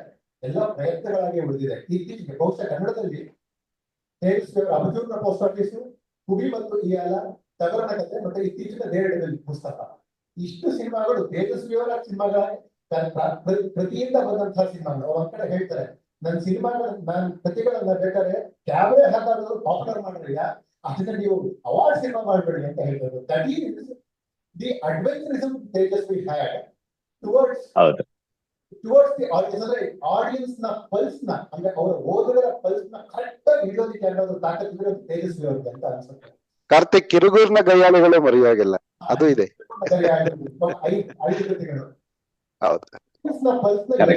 ತೇಜಸ್ವಿ ಅವರು ಹಿಡಿತಾ ಇದ್ರು ಅನ್ನೋದಕ್ಕೆ ಒಂದು ಲಿವಿಂಗ್ ಎಕ್ಸಾಂಪಲ್ ನನ್ನ ಜೊತೆ ಕೂತಿದ್ದಾರೆ ಪುಟ್ಟಸ್ವಾಮಿ ಅವರು. ಯಾಕೆ ಅಂತ ಹೇಳಿದ್ರೆ ತೇಜಸ್ವಿ ಅವರ ತೇಜಸ್ವಿ ಅವರ ಬಹಳ ದೊಡ್ಡ ಬಳಗ ಯಾವುದು ಅಂತ ಹೇಳಿದ್ರೆ ತೇಜಸ್ವಿ ಓದುಗರೇನೆ. ಅದರಲ್ಲೂ ಒಂದೊಂದು ತಲೆಮಾರಿಗೆ ಒಂದೊಂದು ಫೇವರೇಟ್ ಓದುಗರಿರ್ತಾರಪ್ಪ. For example 1950s 1960s 70s ಜನಗಳಿಗೆಲ್ಲರೂ ಕಟ್ಟಿಮನಿಯವರು, ಕಾರಂತರು ಅಂತ ಇರುತ್ತೆ. 80s ಇಂದ 2000 ವರೆಗಿನ ಬಹಳಷ್ಟು ಜನಗಳಿಗೆ ಭೈರಪ್ಪನವರು ಅಂತ ಒಂದಿರುತ್ತೆ. ಆದ್ರೆ ಕನ್ಸಿಸ್ಟೆಂಟ್ ಆಗಿ ಒಂದು ಹ್ಯಾಂಡ್ ಫಾಲೋಯಿಂಗ್ ನ ಮೇಂಟೈನ್ ಮಾಡ್ಕೊಂಡ್ ಬಂದಿರುವಂತ ಇವತ್ತಿನ ಮಿಲೇನಿಯಲ್ ನ ಆಡಿಯನ್ಸ್ಗೂ ಕೂಡ ಒಗ್ಗುವಂತ ಮತ್ತು ಎಕ್ಸೈಟ್ ಮಾಡುವಂತವ್ರು ಅಂತ ಹೇಳಿದ್ರೆ ತೇಜಸ್ವಿ. ಹಾಗಾಗಿ ತೇಜಸ್ವಿ ಅವರ ಹೆಸರಿನಲ್ಲಿ ಒಂದು ಫ್ಯಾನ್ ಪೇಜ್ ನ ಶುರು ಮಾಡಿ ಒಂದು ಅದ್ಭುತವಾಗಿರುವಂತ ಒಂದು ಹೊಸ ರೀತಿಯಾದಂತಹ ಎಕ್ಸ್ಪೆರಿಮೆಂಟ್ ಮಾಡ್ತಾ ಇದ್ದಾರೆ. ಅದು ಚಾರಣ ಮತ್ತು ಚರ್ಚೆ ಅಂತ. ಅದನ್ನ ಮಾಡ್ತಾ ಇರೋರು ಯಾರು? ಬೆಂಗಳೂರಿನಲ್ಲಿ ಕಂಠೀರವ ಸ್ಟುಡಿಯೋ ಇದೆಯಲ್ವಾ, ರಾಜ್ಕುಮಾರ್ ಸಮಾಧಿ ಇದೆಯಲ್ಲ, ಅದರ ಸುತ್ತಮುತ್ತಲಿನ ಪರಿಸರದಲ್ಲಿ ಬೆಳೆದಿರುವಂತ, ಬೆಂಗಳೂರಿನಲ್ಲೇ ತಮ್ಮ ಓದನ್ನ ಕಳೆದಿರುವಂತ, ಬೆಂಗಳೂರಿಗೆ ಏನು ಹಣೆಪಟ್ಟಿ ಈಗ ಎಂಜಿನಿಯರ್ಸ್ IT ಅನ್ನುವಂತ ಆ ಫೀಲ್ಡ್ ಅಲ್ಲೇ ಇದ್ಕೊಂಡು ಆದ್ರೂ ಕೂಡ ವೀಕೆಂಡ್ ಎಸ್ಕೇಪಿಸಮ್ಗೆ ಅಂತ ಪ್ರಯತ್ನ ಪಡುವಂತ ಬಹಳ ಜನ ಬೈಕಿಂಗ್ ಹೋಗ್ತಾರೆ, ಕೆಲವರು ಫುಡ್ ಲಾಗ್ ಹೋಗ್ತಾರೆ. ಈ ಫ್ಯಾನ್ ಪೇಜ್ ನಲ್ಲಿ ಪುಟ್ಟಹೊನ್ನೇಗೌಡ ಅಂಟಿ ಏನ್ ಮಾಡ್ತಾ ಇದ್ದಾರೆ ಅಂತ ಹೇಳಿದ್ರೆ, ತೇಜಸ್ವಿ ಅವರ ಕೃತಿಯನ್ನ ಇಟ್ಕೊಂಡು ತೇಜಸ್ವಿ ಅವರ ಕೃತಿಯ ಯಾವ ಪರಿಸರ ಏನನ್ನ ಡಿಮ್ಯಾಂಡ್ ಮಾಡುತ್ತೋ ಆಯಾಯ ಜಾಗಗಳು ಹೋಗಿ ಆ ಪರಿಸರವನ್ನ ಮತ್ತೆ ಕೃತಿಯನ್ನ ಎಕ್ಸ್ಪೀರಿಯನ್ಸ್ ಮಾಡೋದು. ಫಾರ್ ಎಕ್ಸಾಂಪಲ್, ಅಲೆಮಾರಿ ಅಂಡಮಾನ ಓದೋದಿಕ್ಕೆ ಅಂಡಮಾನ್ ಹೋಗಿಲ್ಲ, ಪುಟ್ಟ ಹೋಗ್ತಾರೆ. ಆದ್ರೆ ಜಾಲಹಳ್ಳಿಯ ಪುಟ್ಟ ಇದನ್ನ ಓದೋದಿಕ್ಕೆ ಜಾಲಹಳ್ಳಿ ಅಂತ. ಎಲ್ಲಿ ತೇಜಸ್ವಿ ಅವರ ಕರಡಿ ಕಥೆಗಳು ಜಾಸ್ತಿ ಇದೆಯೋ ಅದನ್ನ ಹೇಳೋದಿಕ್ಕೆ ಮಾಗಡಿ ಚಿರತೆ ಮತ್ತು ಅಲ್ಲಭಂಜಿ ಕರಡಿ ಕಥೆಯನ್ನು ಓದೋದಿಕ್ಕೆ ಮಾಗಡಿ ಕಡೆ ಹೋಗಿದ್ದಾರೆ. ಸೊ ಪುಟ್ಟಹೊನ್ನೇಗೌಡ ನಮ್ಮ ಜೊತೆ ಇದ್ದಾರೆ. ಯಾಕಂತ ಹೇಳಿದ್ರೆ ಕನ್ನಡವನ್ನ ಅಥವಾ ತೇಜಸ್ವಿ ಪರಂಪರೆ ಅಥವಾ ಕನ್ನಡದ ಓದುಗತನವನ್ನು ಮುಂದುವರಿಸ್ಕೊಂಡು ಹೋಗ್ಬೇಕು ಅಂತ ಹೇಳಿದ್ರೆ ಹೊಸ ಓದುಗರು ಹುಟ್ಕೊಳ್ಳೇಬೇಕು. That has to be an addition to it, and it is a very nice addition, very experiential visceral experience of ತೇಜಸ್ವಿ's writings ಅಂತ ನಾನು ಹೇಳ್ತೀನಿ. So Puttahonnegowda, please tell me what prompted ಒಂದು ತೇಜಸ್ವಿ ಅವರ ಓದೋದಕ್ಕೆ ನಾವೆಲ್ಲರೂ ನಮ್ಮ ಕಪಾಟಿನಲ್ಲಿ ಪ್ರತಿಯೊಬ್ಬರ ಮನೆಯಲ್ಲೂ ಒಂದೊಂದು ಪುಸ್ತಕ ಇದ್ದೇ ಇರುತ್ತೆ. ಇಲ್ಲ ಸತ್ಯನಾರಾಯಣ ಸರ್ ಹೇಳಿದ್ರೆ ಒಂದು ತಲೆಮಾರು ಪೂರ್ತಿ ತೇಜಸ್ವಿಯನ್ನು ಓದಿದ್ದಾರೆ, ಥ್ಯಾಂಕ್ಸ್ ಟು ಕರ್ನಾಟಕ ಸರ್ಕಾರ ಟೆಕ್ಸ್ಟ್ ಬುಕ್ ಕಮಿಟಿ. ಸೊ ನೀವು ತೇಜಸ್ವಿಯವರನ್ನ ಓದ್ಕೊಳ್ಳೋದ್ರ ಜೊತೆಗೆ ಮಿಕ್ಕಿದವರಿಗೆ ಹಂಚಬೇಕು, ಅದ್ರ ಜೊತೆಗೆ ಚಾರಣ ಮತ್ತು ಚರ್ಚೆ ಮಾಡಬೇಕು ಅನ್ನುವಂಥ ಕಾನ್ಸೆಪ್ಟ್ ಯಾರಿಗೆ ಬರ್ತದೆ? ಪ್ಲೀಸ್ ತಿಳಿಸಿ. ನಮಸ್ಕಾರ ಎಲ್ಲರಿಗೂ. 2011 ಅನ್ಸುತ್ತೆ ನಾವು ಫಸ್ಟ್ ಕನ್ನಡ ರಿಲೇಟೆಡ್ ಪೇಜಸ್ ಮಾಡಿದ್ವಿ. ಕನ್ನಡ ಚಿತ್ರ ಬರಬೇಕಂತ ಈ ತರ ಎಷ್ಟೊಂದೊಂದು 23 ಪೇಜಸ್ ಕ್ರಿಯೇಟ್ ಮಾಡ್ತಾ ಇದ್ದೆ. ಸೊ ಅದರಲ್ಲಿ ತೇಜಸ್ವಿ ಅವರ ಕೋಟ್ಸ್ ಆಗ್ತಾ ಇದೆ, ಫೇಮಸ್ ಕೋಟ್ಸ್. ಭೂಮಿ ನಮ್ಮ ಪಾಲಿಗೆ ಆಡಾಡುತ್ತದೆ ಹೊರತು ಅದರ ಪಾಲಿಗೆಲ್ಲ. ಸೊ ಅದ್ರಲ್ಲಿ ತುಂಬಾನೇ ರೆಸ್ಪಾನ್ಸ್ ಬರ್ತಿತ್ತು. ಆ ತರ ಪೋಸ್ಟರ್ಸ್ ಎಲ್ಲ ತುಂಬಾ ಫೇಮಸ್ ಆಗ್ತಿತ್ತು, ಕನ್ನಡ ಪೇಜಸ್ ಎಲ್ಲ ಆಗ್ತಿಲ್ಲ. ಯಾಕೆ ತೇಜಸ್ವಿ ಅವ್ರ ಬಗ್ಗೆನೇ ಒಂದು ಪೇಜ್ ಕ್ರಿಯೇಟ್ ಮಾಡ್ಬಾರ್ದು ಅಂತ ಆಗ ಅನ್ನಿಸ್ತು. ಜೊತೆಗೆ ಕನ್ನಡ ಸಾಹಿತ್ಯದಲ್ಲಿ ನೀವೆಲ್ಲ ಮಾತಾಡಿದಾಗ ಅವ್ರನ್ನ ಫಸ್ಟ್ ಓದ್ಕೊಂಡ್ರೆ ಮುಂದ್ ಕಂಟಿನ್ಯೂ ಮಾಡ್ತಾರೆ, ಓದೋದಕ್ಕೆಲ್ಲ ತುಂಬಾ ಕಂಟಿನ್ಯೂ ಮಾಡ್ತಾರೆ, ಮತ್ತೆ ಆಕರ್ಷಿತರಾಗ್ತಾರೆ. ತುಂಬಾ ಯೂಸರ್ಸ್ ಎಲ್ಲ ಆಕರ್ಷಿತರಾಗಿರೋದೇ ಪೂರ್ಣಚಂದ್ರ ತೇಜಸ್ವಿ ಅವರಿಂದ ಓದೋದಕ್ಕೆ ಶುರು ಮಾಡಿ. ಸೊ ಆ ನಿಟ್ಟಿನಲ್ಲಿ ನಾವು ಪೂರ್ಣಚಂದ್ರ ತೇಜಸ್ವಿ ಫೇಸ್ಬುಕ್ ಕ್ರಿಯೇಟ್ ಮಾಡಿದ್ವಿ. ಈ ಇಯರ್ಗೆ 10 ವರ್ಷ ಆಯ್ತು. 2014 ಅಲ್ಲಿ ಕ್ರಿಯೇಟ್ ಮಾಡಿದ್ದು, ಈ ಇಯರ್ಗೆ 10 ವರ್ಷ ಆಯ್ತು. ಸೊ ಕ್ರಿಯೇಟ್ ಮಾಡಾದ್ಮೇಲೆ ರೆಸ್ಪಾನ್ಸ್ ತುಂಬಾ ಚೆನ್ನಾಗಿತ್ತು. ತುಂಬಾ ಜನ ಮೆಸೇಜ್ ಮಾಡ್ತಾ ಇದ್ರು, ಆದ್ರೆ ಅವರೇ ಕೇಳ್ತಾ ಇದ್ರು, ಏನಾದ್ರು ಚಾರಣ ಮಾಡ್ತೀರಾ ಅಥವಾ ಚರ್ಚೆ ಮಾಡ್ತೀರಾ? ಸ್ಟೇಜ್ ಪ್ರೋಗ್ರಾಮ್ಸ್ ಎಲ್ಲ ಆಲ್ರೆಡಿ ತುಂಬಾ ನಡೀತಾ ಇತ್ತು ಬ್ಯಾಂಗ್ಳೂರಲ್ಲಿ. ಸೊ ವಿಭಿನ್ನವಾಗಿ ಇರ್ಲಿ ಅಂತ ಬೆಟ್ಟಗಳಿಗೆ ಹೋಗೋದು, ಓದೋದು ಅಂತ ಫಸ್ಟ್ ಶುರು ಮಾಡಿದ್ವಿ. ಫಸ್ಟ್ ಡೇ ಟ್ರೆಕ್ಸ್ ಮಾಡಿದ್ವಿ. ಅದಾದ್ಮೇಲೆ ನೈಟ್ ಟ್ರೆಕ್ಸ್ ಎಲ್ಲ ಮಾಡ್ತಾ ಇದ್ವಿ. ನೈಟ್ ಹೋಗಿ ಏನೋ ಅಲ್ಲಿ ಟಾರ್ಚ್ ಬೆಳಕಲ್ಲಿ ಹೋಗೋದು, ಅಲ್ಲೇ ಅಡ್ಗೆ ಮಾಡ್ಕೊಳ್ಳೋದು. ಸೊ ಅದಾದ್ಮೇಲೆ ಆ ಕಥೆಗಳು ಓದ್ಬೇಕಾದ್ರೆ ಅಲ್ಲಿ ಬಂದಿರೋರಿಗೆ ಅದ್ರ ರಿಲೇಟೆಡ್ ಎಕ್ಸ್ಪೀರಿಯನ್ಸ್. ಈಗ ಚಿರತೆ ಬಗ್ಗೆ ಓದಿದ್ರೆ ಚಿರತೆ ಬಗ್ಗೆ ಅಲ್ಲೊಂದು 50 ಜನ ಬಂದಿದ್ರೆ ಒಂದು 10 ಜನ ಆದ್ರೆ ಅವ್ರಿಗೊಂದು ವಿಭಿನ್ನವಾದ ಎಕ್ಸ್ಪೀರಿಯನ್ಸ್ ಆಗಿರುತ್ತೆ. ಅದನ್ನ ಆರಾಮಿ ಕೇಳೋದು, ಮತ್ತೆ ಟೆಂಟ್ಗಳಲ್ಲಿ ಮಲ್ಗೋದು, ಮತ್ತೆ ಬೆಳಗ್ಗೆ ಎದ್ದು ಸೂರ್ಯೋದಯ ನೋಡಿ ಬ್ಯಾಂಗ್ಳೂರ್. ಸೊ ಈ ರೀತಿ ಶುರು ಮಾಡಿದ್ವಿ ಚಾರಣ ಚರ್ಚೆ. ಸೊ 10 ವರ್ಷದಿಂದನೂ ತುಂಬಾ ಚೆನ್ನಾಗಿ ಮಾಡ್ಕೊಂಡು ಬರ್ತಾ ಇದ್ವಿ. ಇತ್ತೀಚೆಗೆ ಪುರಂಕೋಟೆ ಅಂತ ಸಿದ್ರು ಬೆಟ್ಟದಿಂದ ಮಾಡಿದ್ವಿ. ಅಲ್ಲಭಕ್ಷ್ಯ ಹುಂಡು ಕರಡಿನೇ ಹೋಗ್ತಿದ್ವಿ. ಅಲ್ಲಿ ನಮಗ್ ಗೊತ್ತಾಗಿದ್ದೇನು ಅಂದ್ರೆ ಆ ಭಾಗದಲ್ಲಿ ಕರಡಿನ ಬೇಟೆ ಆಡಿ ತಿಂತಾರೆ. ಈ ಕರಡಿನ ತಿಂತಾರೆ ಅಂತ ನಮಗ್ ಗೊತ್ತಿರಲಿಲ್ಲ. ಸೊ ಇದು ಗೊತ್ತಾಗಿದ್ದು ತೇಜಸ್ವಿ ಮೂಲಕನೇ. ಸರ್, ಎಷ್ಟು ಮಟ್ಟಿಗೆ ತೇಜಸ್ವಿ ಆವರಿಸ್ಕೊಂಡ್ಬಿಟ್ಟಿದ್ದಾರೆ ಅಂತ ಹೇಳಿದ್ರೆ, ಬಹುಶಃ ಕನ್ನಡದಲ್ಲಿ ಮ್ಯಾಕ್ಸಿಮಮ್ ಟಿ ಶರ್ಟ್ಸ್ ಮೇಲೆ ಏನಾದ್ರೂ ಫೋಟೋಸ್ ಅಂತ ಇದ್ರೆ ಅದು ತೇಜಸ್ವಿ ಅವ್ರ ಫೋಟೋನೇ. ಯಾವ್ದಾದ್ರು ಆಟೋಗಳ ಮೇಲೆ ಮ್ಯಾಕ್ಸಿಮಮ್ ಫೋಟೋ ಇಟ್ಟರು ಅದು ಶಂಕರ್ ನಾಯ್ಕು. ಟಿ ಶರ್ಟ್ ಮೇಲೆ ಮ್ಯಾಕ್ಸಿಮಮ್ ಫೋಟೋ ಅಷ್ಟರ ಮಟ್ಟಿಗೆ ತೇಜಸ್ವಿಯ ಪಾಪ್ಯುಲಾರಿಟಿ ಇದೆ ಜನಗಳಿಗೆ. ನೀವ್ ಹೇಳಿದ್ರೆ ತುಂಬಾ ಚೆನ್ನಾಗಿರೋದು ಏನು ಅಂತ ಹೇಳಿದ್ರೆ, ಕೆನೆತ್ ಅಂಡರ್ಸನ್ ಅವನ ಪೂರ್ತಿ ಕಥೆಗಳೆಲ್ಲ ನಡೆಯೋದು ಅವ್ನು ಬೆಳಗಿನ ಹೊತ್ತು ಯಾವತ್ತು ಪ್ರಾಣಿಗಳನ್ನ ಬೇಟೆ ಆಡಲೇ ಇಲ್ಲ. ನರಭಕ್ಷಗಳ ಹಂತ ಮಾಡಬೇಕು ಅಂತ ಹೇಳಿದ್ರೆ, ಅವುಗಳನ್ನ ಶೂಟ್ ಮಾಡ್ಬೇಕು ಅಂತ ಹೇಳಿದ್ರೆ ರಾತ್ರಿ ಕಾತ್ಕೊಂಡು ರಾತ್ರಿ 6 ಗಂಟೆಯ ನಂತರ ಹುಂಡು ಕೋಳಿ ಕೂಗಿತ್ತು, ಅಲ್ಲೆಲ್ಲೋ ಕಳವೆ ಒಂದು ಪಾಪ ಅಂತ ಅಂತು ಅಂತ ಹೇಳಿ ಬೆಳಗಿನವರೆಗೆ ಸುಮಾರು ಒಂದು 12 ಗಂಟೆಗಳ ಕಾಲ ನಡೆಯುವಂತ ಡ್ರಾಮಾ ಜಾಸ್ತಿ. ತೇಜಸ್ವಿ ಅವರ ಎಲ್ಲಾ ಕೆಲೆತಂಡಸನ್ನ ಟ್ರಾನ್ಸ್ಲೇಷನ್. ಹೌದು, ಅದನ್ನ ರಾತ್ರಿ ಕೂತ್ಕೊಂಡು ಓದಿದ್ರೇನೆ ಮಜಾ. ರಾತ್ರಿಯ ಕಾಡಿನ ನಿಶಬ್ದತೆಯಲ್ಲಿ ಕೂತ್ಕೊಂಡು ಓದಿದ್ರೇನೆ ಮಜಾ. And you did an excellent job introducing a visceral experience to Tejasvi's words. Thank you very much for that. ಜನಗಳ ಯಾವ ಏಜ್ ಗ್ರೂಪ್ ಜನ ಬರ್ತಾರೆ, ಅವ್ರು ಬರೋದಕ್ಕೆ ಮುಖ್ಯವಾಗಿರುವಂತ ಕಾರಣ ಏನು? ಜಾಸ್ತಿ ಇಷ್ಟ ಇದೆ. 20 to 30 ಸ್ಟೂಡೆಂಟ್, IT ಪ್ರೊಫೆಷನಲ್ ಜಾಸ್ತಿ ಬರ್ತಾರೆ. ಓಕೆ, ಸೊ ಸಾಹಿತ್ಯ ವಿದ್ಯಾರ್ಥಿಗಳು ಕೂಡ ಬರ್ತಾರೆ. ಅಂದ್ರೆ ಸಾಹಿತ್ಯೇತರ ವಿದ್ಯಾರ್ಥಿಗಳು ಕೂಡ ತೇಜಸ್ವಿಯವರನ್ನ ಓದೋದಿಕ್ಕೆ ಪ್ರಾಂಪ್ಟ್ ಮಾಡ್ತಾ ಇದ್ದಾರೆ. ಹೌದು ಪ್ರದೀಪ್ ಸರ್, ನಿಮ್ಮನ್ನ ಒಂದು ಪ್ರಶ್ನೆ ಕೇಳಬೇಕು ಅಂತ ಅನ್ಕೊಂಡಿದ್ದೀನಿ ಸರ್. ಸರ್, ಏನಂತ ಹೇಳಿದ್ರೆ ತೇಜಸ್ವಿ ಅವರು, ಪ್ರದೀಪ್ ಸರ್ ಕೇಳಿಸ್ತಾ ಇದೆ ಅಲ್ವಾ? ಕೇಳ್ತಾ ಇದೆ, ಹೇಳಿ ಸರ್. ತೇಜಸ್ವಿ ಅವರ ಒರಿಜಿನಲ್ ಕೃತಿಗಳು ಅನ್ನೋದು ಬಿಟ್ರೆ ಮೇಜರ್ ಪೋರ್ಷನ್ಸ್ ಎಲ್ಲಾನು ಅವರ ಅನುವಾದಗಳ ಬಹಳಷ್ಟು ತಗ್ಗಿರೋದು ನಮ್ಮ ಕಡೆ, ಇನ್ಕ್ಲೂಡಿಂಗ್ ನಿಮ್ಮ ಮೆಲೇನಿಯಂ ಸೀರೀಸ್ ಮತ್ತೆ ನೀವು ಮಾಡಿರೋ ಪ್ಯಾಪಿಯಾನ್ ಕೂಡ. ಸೊ ಅವ್ರು ಎಲ್ಲೂ ಅದನ್ನ ಅನುವಾದ ಅಂತ ಹೇಳಲ್ಲ, ಅದನ್ನ ಭಾವಾನುವಾದ ಅಂತ ಹೇಳ್ತಾರೆ.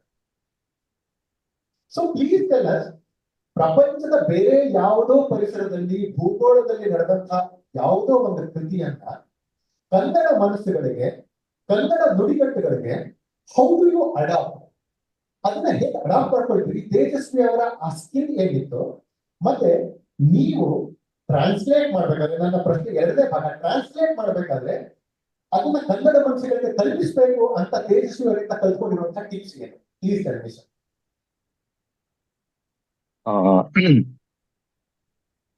ಈಗ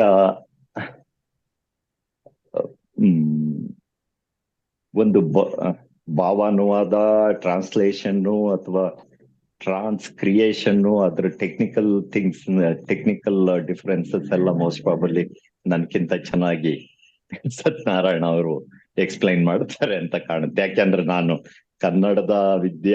ಕನ್ನಡವನ್ನು ಹೆಚ್ಚಿಗೆ ಕಾಲೇಜಲ್ಲಿ ಎಲ್ಲ ಓದ್ಲಿಲ್ಲ. ಹೈಸ್ಕೂಲಿಗೆ ನನ್ ಕನ್ನಡ ಮುಗ್ದೋಯ್ತು, ಆಮೇಲೆ ವಿಜ್ಞಾನದ ವಿದ್ಯಾರ್ಥಿ. ಹಾಗಾಗಿ ಇರ್ಲಿ. ಈಗ ನಾವು ಒಂದು ಫಸ್ಟಿಗೆ ನಾವು ವಿಸ್ಮಯ ಸೀರೀಸ್ ಸ್ಟಾರ್ಟ್ ಮಾಡಿದಾಗ ಕೆಲವು ಟಿಪ್ಸ್ ನನಗೆ ತೇಜಸ್ವಿ ಕೊಟ್ಟಿದ್ದು ಅಂದ್ರೆ, ಅಲ್ಲಿ ಬರುವ ಹೆಚ್ಚಿನ ಸಂಗತಿಗಳೆಲ್ಲ ವಿಜ್ಞಾನಕ್ಕೆ ಸಂಬಂಧಪಟ್ಟವಾದ್ರಿಂದ ನಿನಗೆ ಈಗಾಗ್ಲೇ ಗೊತ್ತಿದೆಯಲ್ಲ, ಅದನ್ನ ಸುಮ್ನೆ ಓದ್ಕ, ಆಮೇಲೆ ನೀನ್ ಏನ್ ಓದಿದೀಯಾ ಅದನ್ನೆಲ್ಲ ಮೂಲೆಗೆ ಇಟ್ಬಿಡು. ನೀನು ಮನಸ್ಸಲ್ಲಿ ಒಂದ್ ದಿವ್ಸ ಯೋಚನೆ ಮಾಡು. ಆವಾಗ ನೀನ್ ಕನ್ನಡದಲ್ಲೇ ಹುಟ್ಟಿ ಬೆಳೆದಿರೋದ್ರಿಂದ ಕನ್ನಡದ ಪದಪುಂಜಗಳು ನಿನಗೆ ತನ್ನಿಂತಾನೇ ಹೊಳಿತವೆ. ಮತ್ತೆ ಆ ಪುಸ್ತಕ ನೋಡ್ದಲ್ಲೇ ಬರಿತಾ ಹೋಗು ಅಂತ. ಸೊ ವಿಸ್ಮಯ ಸ್ವಲ್ಪ ಸುಲಭನೇ ಆಯ್ತು. ಯಾಕೆಂದ್ರೆ ಅಲ್ಲಿದ್ದೆಲ್ಲ ನೀವು ಈಗ ಗೂಗಲ್ ಅಲ್ಲಿ ಏನ್ ನೋಡ್ತೀರಿ ಅಂತ ಇನ್ಫಾರ್ಮೇಶನ್ನೇ ಅದನ್ನೇ ನಾವು ಬರ್ದು. ಆಮೇಲೆ ಇದು ಬರ್ಮುಡಾ ಟ್ರ್ಯಾಂಗಲ್ ಬರಿಬೇಕಾದ್ರೆ ಒಂದ್ 3-4 ಪುಸ್ತಕಗಳನ್ನ ತಂದ್ಕೊಂಡು ಅದನ್ನು ಓದಿ ಆ ಮೆಥಡನ್ನೇ ಮತ್ತೆ ಫಾಲೋ ಮಾಡಿದ್ರಿಂದ ನನ್ನ ಮಟ್ಟಿಗೆ ಅದು ವರ್ಕೌಟ್ ಆಗಕ್ಕೆ ಶುರುವಾಯ್ತು. ಬೇರೆಯವ್ರಿಗೆ ಹೇಗಾಗುತ್ತೋ ಗೊತ್ತಿಲ್ಲ. ಈಗ ನಾವೊಂದು ಆ ಕ್ಷೇತ್ರದಲ್ಲಿ ಇದ್ರೆ ಅದನ್ನ ಅರ್ಥ ಮಾಡ್ಕೊಂಡು ಮತ್ತೆ ಕನ್ನಡದಲ್ಲಿ ಹೇಳೋದು ಅಷ್ಟೊಂದು ಕಷ್ಟ ಆಗಲ್ಲ ಅಂತ ನನ್ನ ಅಂದಾಜು. ಆ ಕ್ಷೇತ್ರ ನಮ್ಗೆ ಸುಪರಿಚಿತ ಆಗಿದ್ರೆ. ಫಾರ್ ಎಕ್ಸಾಂಪಲ್ ಏನ್ ಹೇಳ್ಬೋದು ಅಂದ್ರೆ, ನೋಡಿ, ಟ್ರಾನ್ಸ್ಪ್ಲಾಂಟ್ ಅನ್ನ ಒಂದು ವರ್ಡ್ ಇದೆ. ಟ್ರಾನ್ಸ್ಪ್ಲಾಂಟ್ ಅದಕ್ಕೆ ನೀವು ಡಿಕ್ಷನರಿ ತೆಗೆದು ನೋಡಿದ್ರೆ ಕಸಿ, ಸ್ಥಳಾಂತರ, ಇನ್ನೇನೇನೋ ಇರುತ್ತೆ. ಅದು ಆ ಕನ್ನಡ ವರ್ಡ್ ಹೆಚ್ಚು ಕಡಿಮೆ ಎಲ್ಲಿಗೂ ಫಿಟ್ಟೇ ಆಗಲ್ಲ ನಮ್ಮ ಇದರಲ್ಲಿ. ಫಾರ್ ಎಕ್ಸಾಂಪಲ್, ನೀವೀಗ ಬೇಸಾಯದಲ್ಲಿ ಇದ್ದೀರಿ ಅಂದ್ರೆ ಟ್ರಾನ್ಸ್ಪ್ಲಾಂಟ್, ಹೌದು, ಟ್ರಾನ್ಸ್ಪ್ಲಾಂಟ್ ಅಂದ ತಕ್ಷಣ ಗದ್ದೆ ಮಾಡ್ತಾ ಇದ್ರೆ ನಾವಿಲ್ಲಿ ಏನು ಯೂಸ್ ಮಾಡ್ತೀವಿ ಅಂದ್ರೆ, ಅಗಾಡಿಯಿಂದ ಸಸಿ ಕಿತ್ತು ನಟ್ಟು ಅಥವಾ ನಾಟಿ ಮಾಡುದು ಅಂತ. ಅದನ್ನ ನಾವು ಇಂಗ್ಲಿಷ್ನಿಂದ ತಂದು ಟ್ರಾನ್ಸ್ಪ್ಲಾಂಟ್ ಅನ್ನೋ ವರ್ಡಿಗೆ ಈ ಡಿಕ್ಷನರಿಲಿ ಹುಡುಕ್ತಾ ಹೋದ್ರೆ ಸಿಕ್ಕದೇ ಇಲ್ಲ. ಆಮೇಲೆ ಆ ಟೋಟಲ್ ಗದ್ದೆಯಲ್ಲಿ ಅಗಾಡಿಲಿ 2-3 ತರದ್ದಿದೆ, ಹುಡಿಯಾಗೆ, ನೀರಾಗೆ. ಆ ಟೋಟಲ್ ಎನ್ವೈರನ್ಮೆಂಟ್ ಕ್ರಿಯೇಟ್ ಮಾಡ್ಬೇಕು ಅಂತಿದ್ರೆ ನಮ್ಮ ಪರಿಸರದ ಉಕ್ತಿ ಭಂಗಿಗಳನ್ನ, ಗಾದೆಗಳನ್ನ, ಅದನ್ನೇ ನಾವು ಉಪಯೋಗಿಸ್ಬೇಕಾಗತ್ತೆ. ಅದೇ ಟ್ರಾನ್ಸ್ಪ್ಲಾಂಟ್ ಇಂಗ್ಲಿಷ್ ನಲ್ಲಿ ಗದ್ದೆಗೂ ಉಪಯೋಗಿಸ್ತಾರೆ, ಕಾಫಿಗೂ ಉಪಯೋಗಿಸ್ತಾರೆ. ಕಾಫಿಲಿ ನಾವೇನಂತೀವಿ ಅಂದ್ರೆ ಸಸಿನ ತಂದು ಗಿಡ ನಟ್ಟು ಅಂತ. ಟೋಟಲ್ ಇದು ಕಾರ್ಯ ಅದೇನೆ, ಆದ್ರೆ ಪಾತಿಯಿಂದ ಗಿಡ ತಂದು ತೋಟದಲ್ಲಿ ನಟ್ಟೆ. ಆವಾಗ ಅದೊಂದು ಹೋಲ್ಸಮ್ ಪಿಕ್ಚರ್ ಕೊಡುತ್ತೆ. ಅದೇ ತೆಂಗಾದ್ರೆ ತೆಂಗಿನ ಸಸಿ ನಡ್ತಾನೆ, ಅಥವಾ ಇನ್ನೇನೋ ತೆಂಗಿನ ತೋಟದವ್ರು ಇನ್ನೇನೋ ಒಂದು ವರ್ಡ್ ಯೂಸ್ ಮಾಡ್ತಾರೆ, ಈಗ ಸದ್ಯಕ್ಕೆ ಜ್ಞಾಪಕಕ್ಕೆ ಬರ್ತಾ ಇಲ್ಲ, ಇರ್ಲಿ. ಸೊ ಅದೇ ಫೀಲ್ಡ್ ಅಲ್ಲಿ ಇದ್ದಾಗ ನಮ್ಗೆ ಆ ಉಕ್ತಿ ಭಂಗಿಗಳು ಸೀದಾ ಬರ್ತವೆ. ತೇಜಸ್ವಿ ಅವರಿಗೆ ಶಿಕಾರಿ ಅನುಭವ ಚೆನ್ನಾಗಿತ್ತು. ಅವರು ಹೆಚ್ಚಿನ ಭಾಷಾಂತರ ಮಾಡಿದವೆಲ್ಲ ಅವರಿಗೆ ತುಂಬಾ ಆಪ್ತವಾದ ಕ್ಷೇತ್ರಗಳು. ಅಲ್ಲಿನ ಪದಪುಂಜಗಳು, ಅಲ್ಲಿನ ಗಾದೆಗಳು ಎಲ್ಲ ಸಲೀಸಾಗಿ ಬರ್ತಾ ಇದ್ದು. ಸೊ ನಾನು ಅವರು ಕೆನೆತ್ ಆಂಡರ್ಸನ್ದಾಗ್ಲಿ ಅಥವಾ ಜಿಮ್ ಕಾರ್ಬೆಟ್ದಾಗ್ಲಿ ಟ್ರಾನ್ಸ್ಲೇಟ್ ಮಾಡ್ಬೇಕಾದ್ರೆ ಅವ್ರು ಆ ಬುಕ್ ಇಟ್ಕೊಂಡು ಮಾಡಿ ಅವರ ಭಾಷೆಯಲ್ಲೇ, ಅವರ ಇದರಲ್ಲೇ ಎಷ್ಟೊಂದು ಸೊಗಸಾಗಿ ಬರ್ತಿತ್ತು ಅಂದ್ರೆ ಎಲ್ಲರೂ ಹೇಳೋರು ಇದು ಒರಿಜಿನಲ್ ಅಂತ. ಸೊ ನಾವು ಪ್ಯಾಪಿಲಾನ್ ಮಾಡ್ಬೇಕಾದ್ರೂ ಅವ್ರು ಅದನ್ನೇ ಹೇಳಿದ್ರು. ಅದು ತುಂಬಾ ದೊಡ್ಡ ಬುಕ್, ನಿಮ್ಗೆ ಗೊತ್ತಿರ್ಬೇಕು, 800-900 ಪೇಜಿನ ಬುಕ್. ಒಂದೊಂದು ಚಾಪ್ಟರ್ನ ಓದ್ಕೊಂಬಿಡು, ಆಮೇಲೆ ಬುಕ್ಕನ್ನ ಅತ್ಲಾಗಿ ಇಟ್ಬಿಡು, ಆಮೇಲೆ ಒಂದ್ 2-3 ದಿವಸ ಅದನ್ನೇ ಯೋಚನೆ ಮಾಡ್ತಾ ಇದ್ರೆ ಮತ್ತೆ ನಿನ್ನ ಮನ್ಸಲ್ಲಿ ಹುಟ್ಟೋದು ಕನ್ನಡ ಪದಗಳೇ, ಕನ್ನಡ ಚಿತ್ರವೇ ಹೊರತು ಇಂಗ್ಲಿಷಿನ್ ನಿನಗೇನ್ ಬರಲ್ಲ ಅಂತ ಹೇಳಿ. ಅದು ಸತ್ಯ ಆಗಿದೆ. ನನಗೆ it worked out fine for me. ಬೇರೆಯವ್ರಿಗೆ ಹೇಗಾಗುತ್ತೋ ಅಂತ ಗೊತ್ತಿಲ್ಲ. ಮತ್ತೆ ಕೆಲವು ಸರಿ ವಿಚಿತ್ರ ಅಂದ್ರೆ ಉಪಯೋಗಿಸ್ತಾ ಕನ್ನಡ ಪದಗಳನ್ನ ಕೆಲವು ಸರಿ ಓವರ್ ಬೋರ್ಡ್ ಮಾಡ್ಬಿಡ್ತೀವಿ, ಓವರ್ ಎಕ್ಸೈಟ್ ಆಗಿ. ಅಲ್ಲಿ ಕೆಲವು, ನಿಮಗೊಂದು ಎಕ್ಸಾಂಪಲ್ ಹೇಳ್ಬೇಕು ಅಂತಿದ್ರೆ, ಪಾರ್ಟ್ 3 ಒಂದೆರಡು ಕಡೆ ತುಂಬಾ ಗಾದೆಗಳು ಇದೆ ಥ್ರೂ ಔಟ್ 3 ಬುಕ್ಕಲ್ಲೂ. ಒಂದ್ ಕಡೆ ಈ ಇಮಾಮ್ ಸಾಬಿಗೂ ಗೋಕುಲಾಷ್ಟಮಿಗೂ ಏನ್ ಸಂಬಂಧ ಅಂತ ಒಂದು ಗಾದೆ ಬರುತ್ತೆ. ಆಮೇಲೆ ಗೌಡ ಮಾಡಿದ್ದು ದಂಡಕ್ಕೆ, ಹಾರ್ವ ಮಾಡಿದ್ದು ಪಿಂಡಕ್ಕೆ ಅಂತ ಒಂದು ಗಾದೆ ಬರುತ್ತೆ. ಸೊ ನಾವ್ ಅದನ್ನೆಲ್ಲ ಬರ್ದಾದ್ಮೇಲೆ ಪ್ರಿಂಟಿಂಗ್ ಕಳಿಸಿ ಆದ್ಮೇಲೆ ನನಗನ್ನಿಸ್ತು, ಅಲ್ಲ ಯುರೋಪ್ ಅಥವಾ ಅದ್ ನಡೆಯುವ ಇದ್ರಲ್ಲಿ ಕೊಲಂಬಿಯಾದಲ್ಲಿ ಜಾತಿ ವ್ಯವಸ್ಥೆನೇ ಗೊತ್ತಿಲ್ವಲ್ಲ. ಅಲ್ಲಿಗೆ ನಾನು ಈ ಗಾದೆ ಬರೆದ್ರೆ ಐ ಥಿಂಕ್ ಇಟ್ ವಾಸ್ ಅದು ಸರಿ ಹೊಂದದೇ ಇಲ್ಲ ಅಂತ ಹೇಳ್ಬಿಟ್ಟು ಅಭಾಸ ಅದು, ನಾನು ಉಪಯೋಗಿಸ್ಬಾರ್ದು ಅಂತ ಹೇಳಿ ಶ್ರೀರಾಮ್ ಅವ್ರಿಗೆ ಫೋನ್ ಮಾಡಿದೆ. ಸಾರ 1-2-3 ಚೇಂಜ್ ಮಾಡ್ಬಿಡೋಣ ಪ್ರಿಂಟಿಗೆ ಹೋಗುವ ಟೈಮಿಗೆ, ಅದ್ ನನಗೆ ಸರಿ ಕಾಣ್ತಾ ಇಲ್ಲ ಅಂತ. ಅವರು ಅಂದ್ರು, ಇಲ್ಲ ಇಲ್ಲ, ಅಲ್ಲಿ ಹೊಂದುತ್ತಾ ಇದೆ, ಓದುಗರೇನಾದ್ರು ಸರಿ ಹೊಂದ್ತಾ ಇಲ್ಲ ಅಂತ ಏನಾದ್ರು ರಿಯಾಕ್ಟ್ ಮಾಡಿದ್ರೆ ನೋಡೋಣ, ಮುಂದಿನ ಎಡಿಷನ್ ಅಲ್ಲಿ ನೋಡೋಣ ಅಂತ. ಫಾರ್ಚುನೇಟ್ಲಿ ಇಲ್ಲಿವರೆಗೆ ಯಾರು ಗಾದೆ ಹೊಂದುತ್ತೆ ಅನ್ನೋದು ಬಿಟ್ರೆ ಅಲ್ಲಿಗೆ ಹೊಂದುತ್ತಾ ಇಲ್ಲ ಅಂತ ಯಾರು ನನಗೆ ಇಲ್ಲಿವರೆಗೆ ಯಾರು ಹೇಳಿಲ್ಲ. ನಾನು ಏನ್ ಹೇಳ್ಬೇಕು ಅಂತಿದ್ದೀನಿ ಅಂದ್ರೆ, ಸೊ ಕನ್ನಡದಲ್ಲಿ ಅದನ್ನ ಕ್ರಿಯೇಟ್ ಮಾಡ್ಬೇಕಾದ್ರೆ ನಮ್ಮ ಪದಪುಂಜಗಳನ್ನ ನಮ್ಮ ಇದನ್ನೇ ಉಪಯೋಗಿಸ್ತಾ ಹೋದ್ರೆ ಅದು ನಮ್ಮದೇ ಕಥೆ ಆಗ್ತಾ ಹೋಗುತ್ತೆ. ಆದ್ರೆ ಬುಕ್ಕನ್ನ ಎದುರಿಗಿಟ್ಕೊಂಡು ಇನ್ನೊಂದ್ ಕಡೆ ಡಿಕ್ಷನರಿ ಇಟ್ಕೊಂಡ್ರೆ ತುಂಬಾ ಆರ್ಟಿಫಿಷಿಯಲ್ ಆಗಿ ಕಾಣುತ್ತೆ ಅನ್ನೋದನ್ನ ನಿಮ್ಗೆ ಹೇಳ್ತಾ ಇದ್ದೀನಿ ಅಷ್ಟೇನೆ. ಸರ್, ಇದಕ್ಕೊಂದು ಎಕ್ಸಾಂಪಲ್, ನಾನು ಕನ್ನಡ ಮೀಡಿಯಂ ಅಲ್ಲಿ 7ನೇ ಕ್ಲಾಸ್ ಓದಿದ್ದು. ನಮ್ಗೆ ದ್ಯುತಿ ಸಂಶ್ಲೇಷಣ ಕ್ರಿಯೆ ಅಂತ ಪದ ಬಂತು ಅಂತ ಹೇಳಿದ್ರೆ ಅದನ್ನ ಜ್ಞಾಪಿಸ್ಕೊಳ್ಳೋದಕ್ಕೆ 3-4 ದಿವಸ ಬೇಕಾಗತ್ತೆ ನನಗೆ. ಅನ್ನೋ ಪದ ಇದೆಯಲ್ವಾ, so to continue that question, ಯಾಕಂತ ಹೇಳಿದ್ರೆ ಅಲ್ಲಿ ಕನ್ನಡ ಮೇಷ್ಟ್ರು ಇದ್ದಾನೆ ಸರ್. ಯೋಗರಾಜ್ ಭಟ್ರು ಒಂದು ಸಿನಿಮಾದಲ್ಲಿ ಒಂದು ಹಾಡು ಬರೀತಾರೆ, ಟೆಕ್ಸ್ಟ್ ಬುಕ್ ಇರಬಾರ್ದೆ ಸಿನಿಮಾ ತರ. ಹೌದು ಹೌದು, ಸಿನಿಮಾ ಏನೇನ ಟೆಕ್ಸ್ಟ್ ಬುಕ್ ಇರಬಾರ್ದು ಸಿನಿಮಾ ತರ ಅಂತ. ಸಿನಿಮಾದಲ್ಲಿ ಅತ್ಯಂತ ಕಾಂಪ್ಲಿಕೇಟೆಡ್ ಆಗಿರುವಂತಹ ಲವ್ ಮ್ಯಾಟರ್ಸ್ ಅವನ್ನೆಲ್ಲ ಒಂದು ಹಾಡಲ್ಲಿ ಹೇಳಿ, ಹಾಡಲ್ಲಿ ಬರೆದ್ಬಿಟ್ಟು ಅದು ಮಕ್ಕಳ ಬಾಯಲ್ಲಿ ಕೂಡ ಬರೋ ಹಾಗೆ ಮಾಡ್ಬೇಕಂದ್ರೆ ಟೆಕ್ಸ್ಟ್ ಬುಕ್ ನಲ್ಲಿರುವಂತಹ ಫಾರ್ಮುಲೆ ಆಗಲಿ, ಟೆಕ್ಸ್ಟ್ ಬುಕ್ ನಲ್ಲಿರುವಂತಹ ಟೆಕ್ನಿಕಲ್ ರೈಟಿಂಗ್ ಇರಲಿ, ಇದನ್ನ ತೇಜಸ್ವಿ ಅವರಷ್ಟು ಸ್ವಾರಸ್ಯಕರವಾಗಿ ನಮ್ಗೆ ಯಾಕೆ ಟೆಕ್ಸ್ಟ್ ಬುಕ್ ಅಲ್ಲಿ ಕ್ವೆಶ್ಚನ್ ದಟ್ ಐ ಹ್ಯಾವ್. ಯಾಕಂತ ಹೇಳಿದ್ರೆ ಇನ್ನು ಮುಂದೆ ಬರೋರು ಯಾರು ಕನ್ನಡ ಸಾಹಿತ್ಯವನ್ನೇ ಓದ್ಬೇಕು ಅಂತ ಏನೂ ಇಲ್ಲ. ಕನ್ನಡ ಸಾಹಿತ್ಯವನ್ನು ಓದದೇ ಇರುವಂತಹ ಟೆಕ್ನಿಕಲ್ ರೈಟರ್ಸ್ ಜಾಸ್ತಿ ಇರ್ತಾರೆ, ಎಸ್ಪೆಷಲಿ ಪ್ರದೀಪ್ ಸರ್. ಹಾಗಿರ್ಬೇಕಾದ್ರೆ ನನ್ಗೆ ಬಹಳ ಕುತೂಹಲ ಇರೋದೇನು ಅಂತ ಹೇಳಿದ್ರೆ, ಇವತ್ತು ತೇಜಸ್ವಿ ಅವರು ಇಟ್ಟಿದ್ರೆ AI ಮತ್ತೆ ML ಬಗ್ಗೆ, ಆರ್ಟಿಫಿಷಿಯಲ್ ಇಂಟೆಲಿಜೆನ್ಸ್ ಮತ್ತೆ ಮೆಷಿನ್ ಲರ್ನಿಂಗ್ ಬಗ್ಗೆ ಜಗತ್ತಿನ ಬೇರೆ ಯಾವುದೇ ಸೋರ್ಸ್ ಪೇಜ್ ಕೊಡದೇ ಇರುವಷ್ಟು ಅದ್ಭುತವಾಗಿರೋ ಇನ್ಫಾರ್ಮೇಶನ್ ಕನ್ನಡಿಗರು ಕೊಡ್ತಾ ಇದ್ರು ಅನ್ನುವಂತ, ಕನ್ನಡಿಗರು ಕೊಡ್ತಾ ಇದ್ರಲ್ಲ ಅನ್ನುವಂತ ಒಂದು ವಿಷಾದ ಕೂಡ ನನಗಿದೆ. So it is a Tejasvi has created a benchmark to how to ಕನ್ನಡೈಸ್, ಇಂಡಿಜಿನೈಸ್ ಅಂತ ಹೇಳ್ತೀವಲ್ಲ, ಕನ್ನಡಕ್ಕೆ ಯಾವುದೇ ವಿಷಯವನ್ನ ಹೇಗೆ ಕನ್ನಡತನವನ್ನ ಅಪ್ಕೊಂಡು ಹೋಗಿ ಮಾಡ್ಬೇಕು ಅಂತ ಹೇಳ್ಕೊಟ್ಟಿದ್ದಾರೆ. ಸೊ ಹೀಗಿರ್ಬೇಕಾದ್ರೆ ಹೊಸ ರೈಟರ್ಸ್ಗೆ, ಸತ್ಯನಾರಾಯಣ ಸರ್, ಹೊಸ ರೈಟರ್ಸ್ಗೆ ಈ ವಿಷಯಗಳನ್ನ ಕನ್ನಡದ ಮನಸ್ಸಿಗೆ ತಲುಪೋ ಹಾಗೆ ಬರಿಬೇಕು ಅಂತ ಹೇಳಿದ್ರೆ ಯಾವ್ಯಾವ ಟಿಪ್ಸ್ ನ ತೇಜಸ್ವಿ ಕೊಟ್ಟಿದ್ದಾರೆ ಅಂತ ನಿಮ್ಗೆ ಅನ್ಸುತ್ತೆ? ಯಾಕಂದ್ರೆ ನೀವು ಅದನ್ನ ಈಗ ಅದಕ್ಕೆ ಮೊದ್ಲು ಒಂದ್ ಮಾತು ಹೇಳ್ಬಿಡ್ತೀನಿ. ನೀವು ಕರ್ನಾಟಕ ಸರ್ಕಾರ ಥ್ಯಾಂಕ್ಸ್ ಕರ್ವಾಲ ಓದಿಸಿದ್ದಕ್ಕೆ ಅಂತ ಹೇಳಿದ್ರಿ. ಈಗ ಕಳೆದ 10 ವರ್ಷದಿಂದ 13ರಿಂದ ಈಗ ಇವತ್ತಿನವರೆಗೆ ಸೆಕೆಂಡ್ PUC ಮಕ್ಕಳು ಕೃಷ್ಣೇಗೌಡ ನಾನೇನು ಓದ್ತಾ ಇದ್ದಾರೆ. ಆ ಕಳೆದ 10 ವರ್ಷದಿಂದ ಕೂಡ ಆ ತೇಜಸ್ವಿ ಕಡೆಗೆ ಆಕರ್ಷಿತರಾಗ್ತಿದ್ದಾರೆ ಅನ್ನೋದು ಒಂದು ನಾನ್ ನಿಮ್ಗೆ ನೆನ್ಪು ಮಾಡಿದೆ ಅಷ್ಟೇ. ನಾನೇ ಆ ಪಠ್ಯ ಪುಸ್ತಕದ ಸಂಚಾಲಕ ರಾಜೇಶ್ವರಿ ಅವ್ರ ಜೊತೆ ಕೂತು ಅದನ್ನ ಆ ಟೆಕ್ಸ್ಟ್ ಅನ್ನ ಹಾಕ್ತಿದ್ದೆ. ಯಾಕಂದ್ರೆ ಹಿಂದೆ ಕರವಾಲ ಇದ್ದದ್ರಿಂದ ರಿಪೀಟ್ ಆಗ್ಬಾರ್ದು ಅನ್ನೋ ಕಾರಣಕ್ಕೋಸ್ಕರ ನೀವ್ ಅದ್ ಸಿನಿಮಾ ಮಾಡ್ಬೇಕು ಅಂತ ಬೇರೆ ಆಸೆ ವ್ಯಕ್ತಪಡಿಸಿದ್ರಲ್ಲ, ಆ ಕಾರಣಕ್ಕೆ ನೆನ್ಪು ಮಾಡಿದೆ. ಈಗ ಪ್ರದೀಪ್ ಕೆಂಜಿಗೆ ಅವರಿಗೆ ತೇಜಸ್ವಿ ಭಾವಾನುವಾದ ಮಾಡುವಾಗ ಹೇಳಿದ ಮಾತು, ಕಿವಿ ಮಾತು ಅಂತ ಏನಿದೆಯೋ, ವಾಸ್ತವಾಗಿ ಅದರಲ್ಲಿ ಕೆಲವು ಮಿಸ್ಟೇಕ್ಸ್ ಇದ್ದಾಗ 2ನೇ ಎಡಿಷನ್ಗೆ ನಾನ್ ಮಾರ್ಕ್ ಮಾಡಿ ಕೊಟ್ಟಿದ್ದೆ ತೇಜಸ್ವಿ ಅವ್ರಿಗೆ.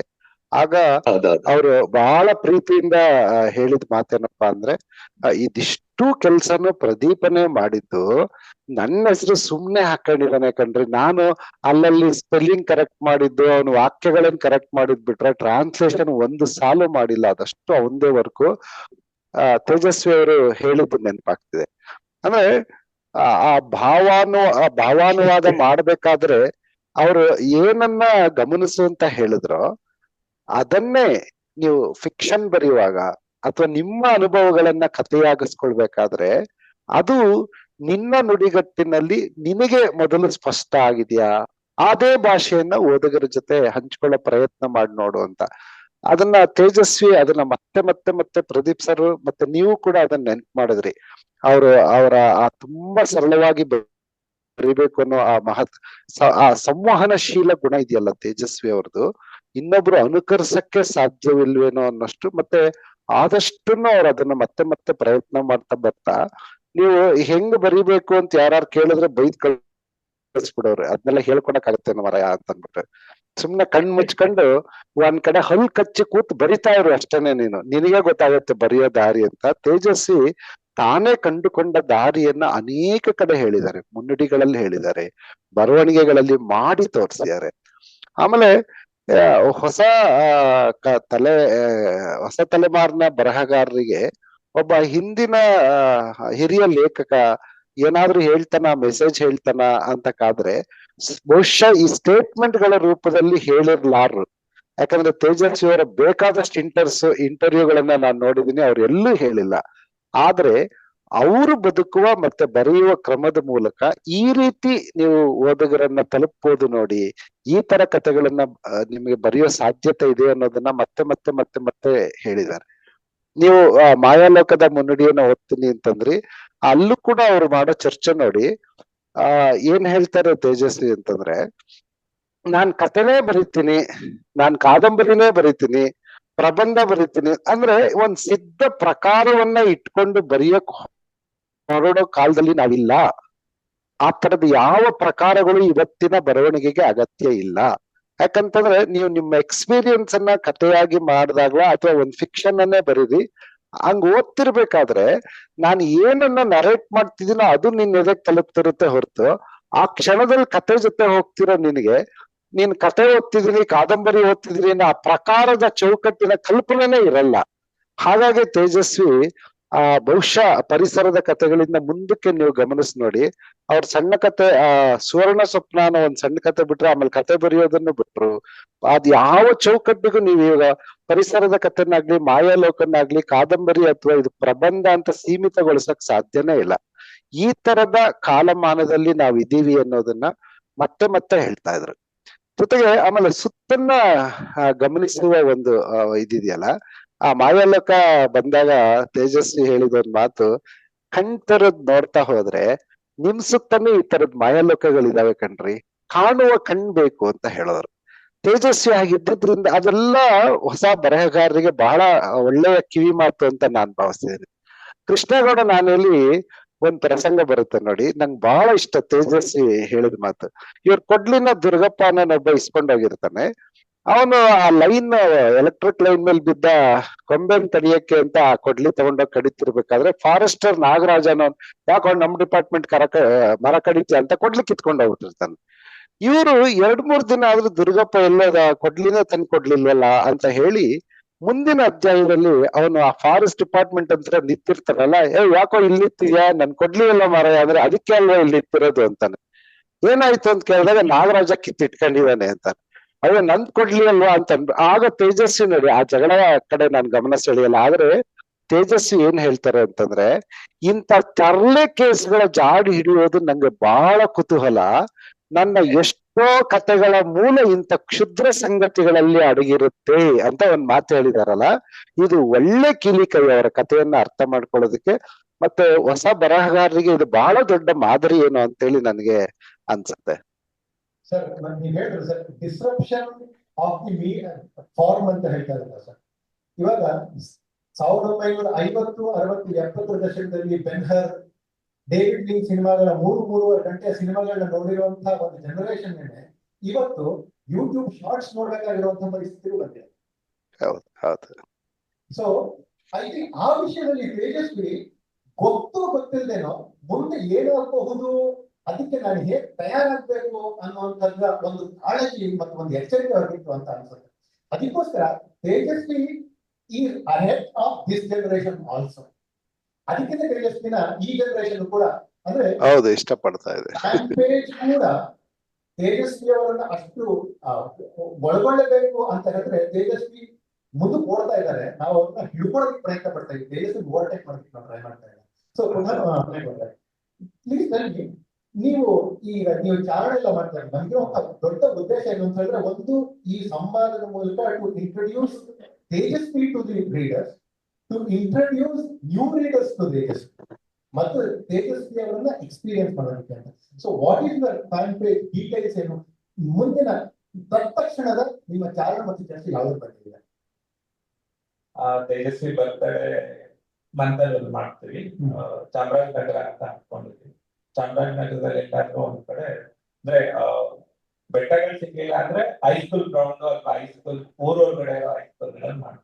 ಯಾವ ಕಥೆ ಓದ್ಬೇಕು ಅಂತ ಇನ್ನು ಡಿಸೈಡ್ ಮಾಡಿಲ್ಲ. Okay, so we will be very excited. ಯಾಕಂದ್ರೆ ನನ್ಗೇನು ಆಶ್ಚರ್ಯ ಇದೆ ಅಂತ ಹೇಳಿದ್ರೆ, ತೇಜಸ್ವಿ ಅವರ ಕೃತಿಗಳೆಲ್ಲಾನು ಈ ಚಿಕ್ಕಮಗಳೂರು ಈ ಪ್ರಾಂತ್ಯದಲ್ಲಿ ಇರೋದ್ರಿಂದ ಚಾಮರಾಜನಗರದ ಭಾಷೆನ ಅವ್ರ ಅಷ್ಟೊಂದು ದುಡಿಸ್ಕೊಂಡಿಲ್ಲ ತೇಜಸ್ವಿ ಅವರು. ದೇವದೂರ ಅವ್ರು ದುಡಿಸ್ಕೊಂಡಷ್ಟು ತೇಜಸ್ವಿ ಅವರು ದುಡಿಸ್ಕೊಂಡಿಲ್ಲ. ಹೌದು. ಸೊ ನೀವು ಚಿಕ್ಕಮಗಳೂರಿನ ಸುತ್ತಮುತ್ತ ಈ ಹಾಗೇನಾದ್ರು ಮಾಡುದು ಅಂತ ಹೇಳಿದ್ರೆ ಪ್ಲೀಸ್ ಹೇಳಿ, ನಾನು ಅಲ್ಲಿಗೆ ಬಂದು ತೇಜಸ್ವಿ ಅವರ ಕಾಫಿ ಪ್ಲಾಂಟೇಶನ್ ಅವನ್ನೆಲ್ಲ ನೋಡ್ಕೊಂಡು ಓದ್ಬೇಕು ಅಂತ ಒಂದು ಆಸೆ ಇದೆ. ಜಾಗ ಡಿಸೈಡ್ ಮಾಡಿ ಮಾಡೋಣ. I think we are at the end of our session. So ಹಾಗಾಗಿ ಸರ್, ನೀವು ನಿಮ್ಮ ಅನುಭವಗಳು ಏನಂತ ಹೇಳಿದ್ರೆ, ತೇಜಸ್ವಿ ಅವರ ಒಂದು ವೈಶಿಷ್ಟ್ಯ ನಾನು ಏನ್ ಅನ್ಕೊಳ್ತೀನಿ ಅಂತ ಹೇಳಿದ್ರೆ, ಪ್ರತಿಯೊಬ್ಬರಿಗೂ ತಮ್ಮದೇ ಆದಂತಹ ತೇಜಸ್ವಿ ಬಗ್ಗೆ ಹೇಳ್ಬೇಕಾಗಿರುವಂತ. ಸೊ ಒಬ್ಬ ಓದುಗನಾಗಿ ಕೂಡ ನನಗೂ ಒಂದು ತೇಜಸ್ವಿ ಬಗ್ಗೆ ಹೇಳ್ಬೇಕಾಗಿರುವಂತಹ ಕಥೆ ಇರೋದ್ರಿಂದ, ಇನ್ಫ್ಯಾಕ್ಟ್ ಯಾರಿಗಾದ್ರೂ ನೀವು ಯಾವುದೇ ಕ್ಷೇತ್ರದಲ್ಲಿ ನೀವಿವಾಗ ನಿಮ್ಮ ಮನೆಯಲ್ಲಿ ಬರ್ಡ್ ವಾಚಿಂಗ್ ಮಾಡ್ತಾರೆ ಅನ್ನೋದಿತ್ತು ಅಂತ ಹೇಳಿದ್ರೆ, ಬರ್ಡ್ ವಾಚಿಂಗ್ ಬಗ್ಗೆ ಅದು ಒಂದು ಬೆಸ್ಟ್ ಗೈಡ್ ಬೇಕು ಅಂದ್ರೆ ತೇಜಸ್ವಿ ಪುಸ್ತಕ ಬೇಕು. ಫೋಟೋಗ್ರಫಿ ಬಗ್ಗೆ ಯಾವ್ದಾದ್ರು ಬೇಕು, ಬೆಸ್ಟ್ ಬುಕ್ ಬೇಕು ಅಂತ ಹೇಳಿದ್ರೆ ತೇಜಸ್ವಿ ಅವರ ಪುಸ್ತಕ ಬೇಕು. ಬೆಸ್ಟ್ ಟ್ರಾನ್ಸ್ಲೇಷನ್ ತಿಳ್ಕೊಬೇಕಾ, ತೇಜಸ್ವಿ ಅವರ ಬಗ್ಗೆ ತಿಳ್ಕೊಬೇಕು. ಕರ್ನಾಟಕದ ರಾಜಕೀಯ ಪರಿಸ್ಥಿತಿ ಬಗ್ಗೆ ತಿಳ್ಕೊಬೇಕಾ, ತೇಜಸ್ವಿ ಅವರ ವಿಮರ್ಶೆಯನ್ನು ಓದ್ತಾ ಇದೆ. ಎಷ್ಟರ ಮಟ್ಟಿಗೆ ಅಂತ ಹೇಳಿದ್ರೆ ತೇಜಸ್ವಿ ಅವರ ಮತ್ತೆ ಅದ್ಭುತವಾಗಿರುವಂತ ಏನು ಬೇಡವಾ, ನೀವು ಸುಮ್ಮನೆ ಶಾರ್ಟ್ಸ್ ನೋಡ್ತಾ ಕಾಮಿಡಿ ನೋಡ್ಬೇಕು ಅಂತಿದ್ರೆ ತೇಜಸ್ವಿ ಅವರ ಕಥೆಯನ್ನ ಜೋರಾಗಿ ಓದ್ಬಿಡಿ, ಬಾಯಿ ತುಂಬಾ ನಕ್ಬಿಡ್ತೀರ. Just give an example, Jugari ಕ್ರಾಸ್ನಲ್ಲಿ ಬಸ್ಸಿಂದ ಇಳಿಬೇಕಾದ್ರೆ ಆ ವಾಂತಿ ಪ್ರಸಂಗ ಆಗಿದೆ ಸರ್. ಟ್ರಾಫಿಕ್ ಆಗಿ ಬರೆದಿದ್ದಾರೆ ಅಂತ ಹೇಳಿದ್ರೆ ಅವ್ರ ಜೋಬಲ್ಲೆಲ್ಲ ಅಷ್ಟು ವಿಸರಲ್ಲ ಬರೆಯೋದಕ್ಕೆ ಸಾಧ್ಯ ಆಗಿದೆ ತೇಜಸ್ವಿ ಅವರ ಮಾತು. And I thank IAHS. ಅವಳು ವಾಂತಿ ಮಾಡಿದಾಗ ಆ ವಾಂತಿಯ ಅದ್ರಲ್ಲಿದ್ದ ಕರಿಬೇವಿನ ತುಂಡು ಆ ಪೊಲೀಸ್ ಮೀಸಲಿತ್ತು ಅಂತ. ನಾವು ಲಂಕೇಶ್ ಅಲ್ಲಿ ಓದಿದಾಗ ಎಮ್ಮೆ ಓದ್ತಾ ಇದ್ವಿ, ಕಿತ್ತಾಡ್ಕೊಂಡು ಓದ್ತಾ ಇದ್ವಿ, ನೆಕ್ಸ್ಟ್ ವಾರ ಯಾವಾಗ ಬರುತ್ತೆ ಅಂತ. ಅಂದ್ರೆ ತೇಜಸ್ವಿ ಅವರನ್ನ ಓದ್ಬೇಕು ಅಂತ ಹೇಳಿದ್ರೆ ಮುಂದೇನು ಅನ್ನೋದ್ರೆ, ಮುಂದೆ ಏನಪ್ಪಾ ಅಂತ ಹೇಳೋದಕ್ಕಿಂತ ಮುಂದೇನು ಅಂತ ಕುತೂಹಲ ಜಾಸ್ತಿ ಇರುತ್ತೆ. ಅಂಡ್ ಐ ವಿಶ್ ತೇಜಸ್ವಿ ಅವರು ಯಾವ್ದು ಟಿಬೆಟಿಯನ್ ಟ್ರೀಟ್ಮೆಂಟ್ ಹೋಗ್ಬಾರ್ದಾಗಿತ್ತು, ಅವ್ರು ಇನ್ನೂ ಇದ್ದಿದ್ರೆ. ವೆರಿ ಕ್ಯೂರಿಯಸ್, ತೇಜಸ್ವಿ ಅವರು ಒಬ್ಬರಾಗಿ ಸ್ಟಾರ್ಟ್ ಆನ್ ಇವತ್ತಿನ ಸೋಷಿಯಲ್ ಮೀಡಿಯಾ, ಇವತ್ತಿನ AI ML, machine learning, translations, Google translate, ಇದ್ರ ಬಗ್ಗೆ ಅವ್ರದ್ದು ತೇಜಸ್ವಿ ಅನ್ನುವಂತಹ ಒಂದು ಒರಿಜಿನಲ್ ಥಿಂಕರ್ ಒರಿಜಿನಲ್ ಥಾಟ್ಸ್ ಏನಿರೋದು ಅಂತ ಬಹಳ ಯೋಚನೆ ಇದೆ, ಬಹಳ ಕುತೂಹಲ ಇದೆ. ಆದ್ರೆ ತೇಜಸ್ವಿ ಅವ್ರನ್ನ ಹೇಳಿದ್ರೆ ಹೀಸ್ ಅಹೆಡ್ ಆಫ್ ಅಸ್. ಅವ್ರ ಇವಾಗೆಲ್ಲ ಒಂದೊಂದು ಮುನ್ನುಡಿಯನ್ನ ಬರೆದು ಹೋಗಿದ್ದಾರೆ. ಅಂಡ್ ಅವರ ಕೊನೆಯ ಕೃತಿಯಾದಂತಹ ಮಾಯಾಲೋಕದಲ್ಲಿ ನಾವು ಈ ಮಿಲೇನಿಯಂನ ಹೇಗೆ ಎದುರಿಸಬೇಕು, ಹೇಗೆ ನಮ್ಮನ್ನು ನಾವು ತಯಾರಾಗಬೇಕು ಅನ್ನೋದಕ್ಕೆ ಒಂದು ಮುನ್ನುಡಿ ಬರೆದಿದ್ದಾರೆ. I think I end this session by reading this particular ಮುನ್ನುಡಿ. ಬರೀ 12 ಸಾಲುಗಳ ಮುನ್ನುಡಿ, ಅದರಲ್ಲಿ ನಾನು ಬರೀ 4 ಸಾಲುಗಳನ್ನ ಓದ್ತೀನಿ. ಈ ಕೃತಿಯಲ್ಲಿ ಹಾಸುಹೊಕ್ಕಾಗಿರುವ ಸ್ಕೆಚ್ ಮತ್ತು ರೇಖಾಚಿತ್ರಗಳು ಕೃತಿಯ ಸಾಂದರ್ಭಿಕ ವಿವರಣೆಯಾಗಿ ಕೊಟ್ಟಿರುವ ಚಿತ್ರಗಳು ಅಲ್ಲ, ಆಘಾತ ಕೊಟ್ಟಿರುವಂತದ್ದಲ್ಲ. ಕೆಲವೆಡೆಗಳಲ್ಲಿ ಹಾಗೆ ಕಂಡು ಬಂದರೂ ಅದು ಕೇವಲ ಆಕಸ್ಮಿಕವಷ್ಟೇ ಹೊರತು ಉದ್ದೇಶಪೂರ್ವಕವಲ್ಲ. ಇದೊಂದು ಕೊಲಾಜ್ ಮಾದರಿಯ ಕಲಾಕೃತಿ. 2006ರಲ್ಲಿ ನೋಡಿ, ನನ್ನ ಹತ್ರ ಅವರ ಫಸ್ಟ್ ಎಡಿಷನ್ ಇದೆ. ಇನ್ಫ್ಯಾಕ್ಟ್ ಇದು ಹಾರಿಜಾಂಟಲ್ ಆಗಿದೆ, ಪ್ರಿಂಟ್ ಕೂಡ ಹಾರಿಜಾಂಟಲ್ ಪ್ರಿಂಟ್ ಇರೋದು, ವರ್ಟಿಕಲ್ ಪ್ರಿಂಟ್ ಅಲ್ಲ ಇದು. ತೇಜಸ್ವಿ ಅವರು ಯಾಕೆಂತ ಹೇಳಿದ್ರೆ ಫೋಟೋ ಆಲ್ಬಮ್ ತರ ಓದ್ಬೇಕು ನೀವು ಅಂತಾನೆ ಅವ್ರು ಪ್ರಯತ್ನ ಪಟ್ಟಿದ್ರು. ಇದು ಕೊಲಾಜ್ ಮಾದರಿಯ ಕಲಾಕೃತಿ. ಇಲ್ಲಿನ ಕಥಾ ಪ್ರತಿಮೆಗಳು, ದೃಶ್ಯ ಪ್ರತಿಮೆಗಳು ಓದುತ್ತಾ ಹೋದಂತೆ ಒಂದರ ಮೇಲೆ ಒಂದು ಸಂಯೋಜನೆಗೊಳ್ಳುತ್ತಾ ಮಾಯಾಲೋಕವನ್ನ ಸೃಷ್ಟಿಸುತ್ತದೆ.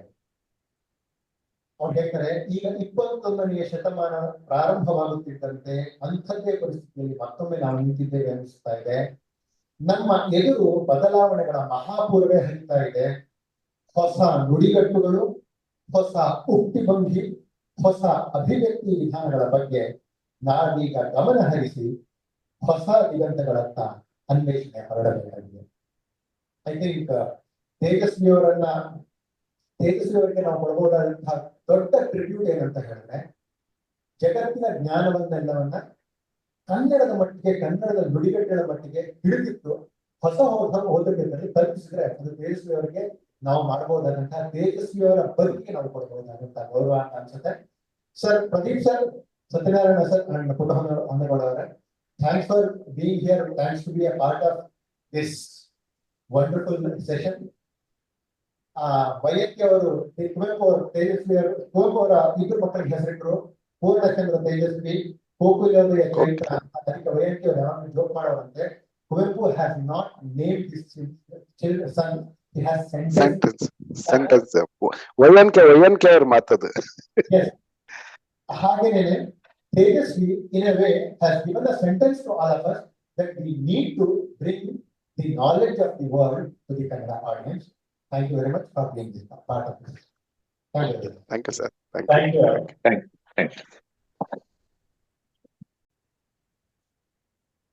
ಅಂಡ್ ಇನ್ನೂ ತುಂಬಾ ಇಂಟ್ರೆಸ್ಟಿಂಗ್ ಆಗಿರುವಂತದ್ದು ಏನಂದ್ರೆ, ನೀವು ಯಾವುದೇ ಬುಕ್ ಸ್ಟೋರ್ ಹೋದ್ರು ತೇಜಸ್ವಿ ಅವರ ಪ್ರಕೃತಿ ಪ್ರಕಾಶನದ ಪುಸ್ತಕಗಳು ಹೀಗೆ ಇರುತ್ತೆ ಅನ್ನುವಂತ ಒಂದು ಛಾಪ್ ಮೂಡಿಸುತ್ತಿದೆ.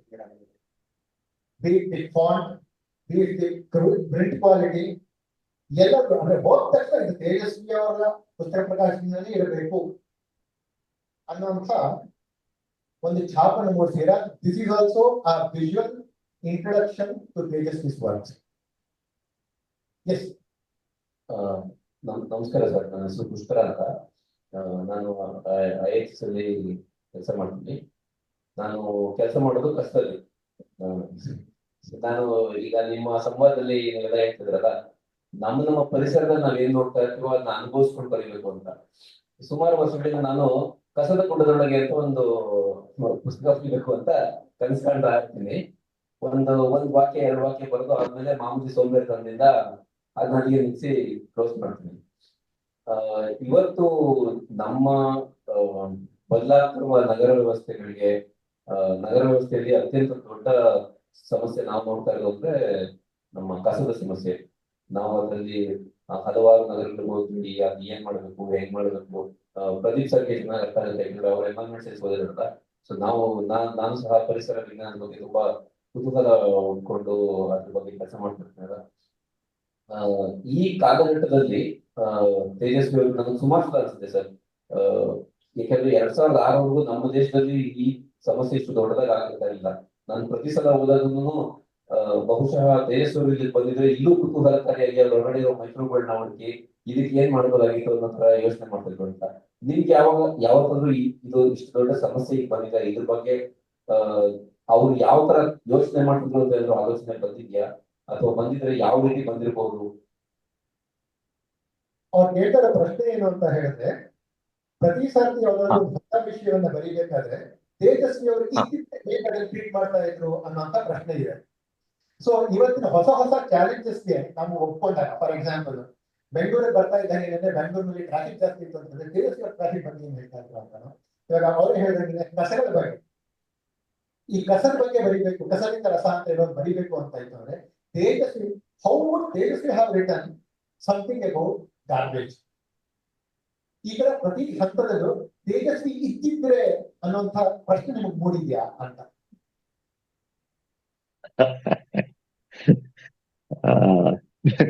ತೇಜಸ್ವಿ ಹೇಗೆ ರಿಯಾಕ್ಟ್ ಮಾಡ್ತಾ ಇದ್ರು ಪ್ರತಿ ಪ್ರಾಬ್ಲಮ್ಗೆ ಅಂತ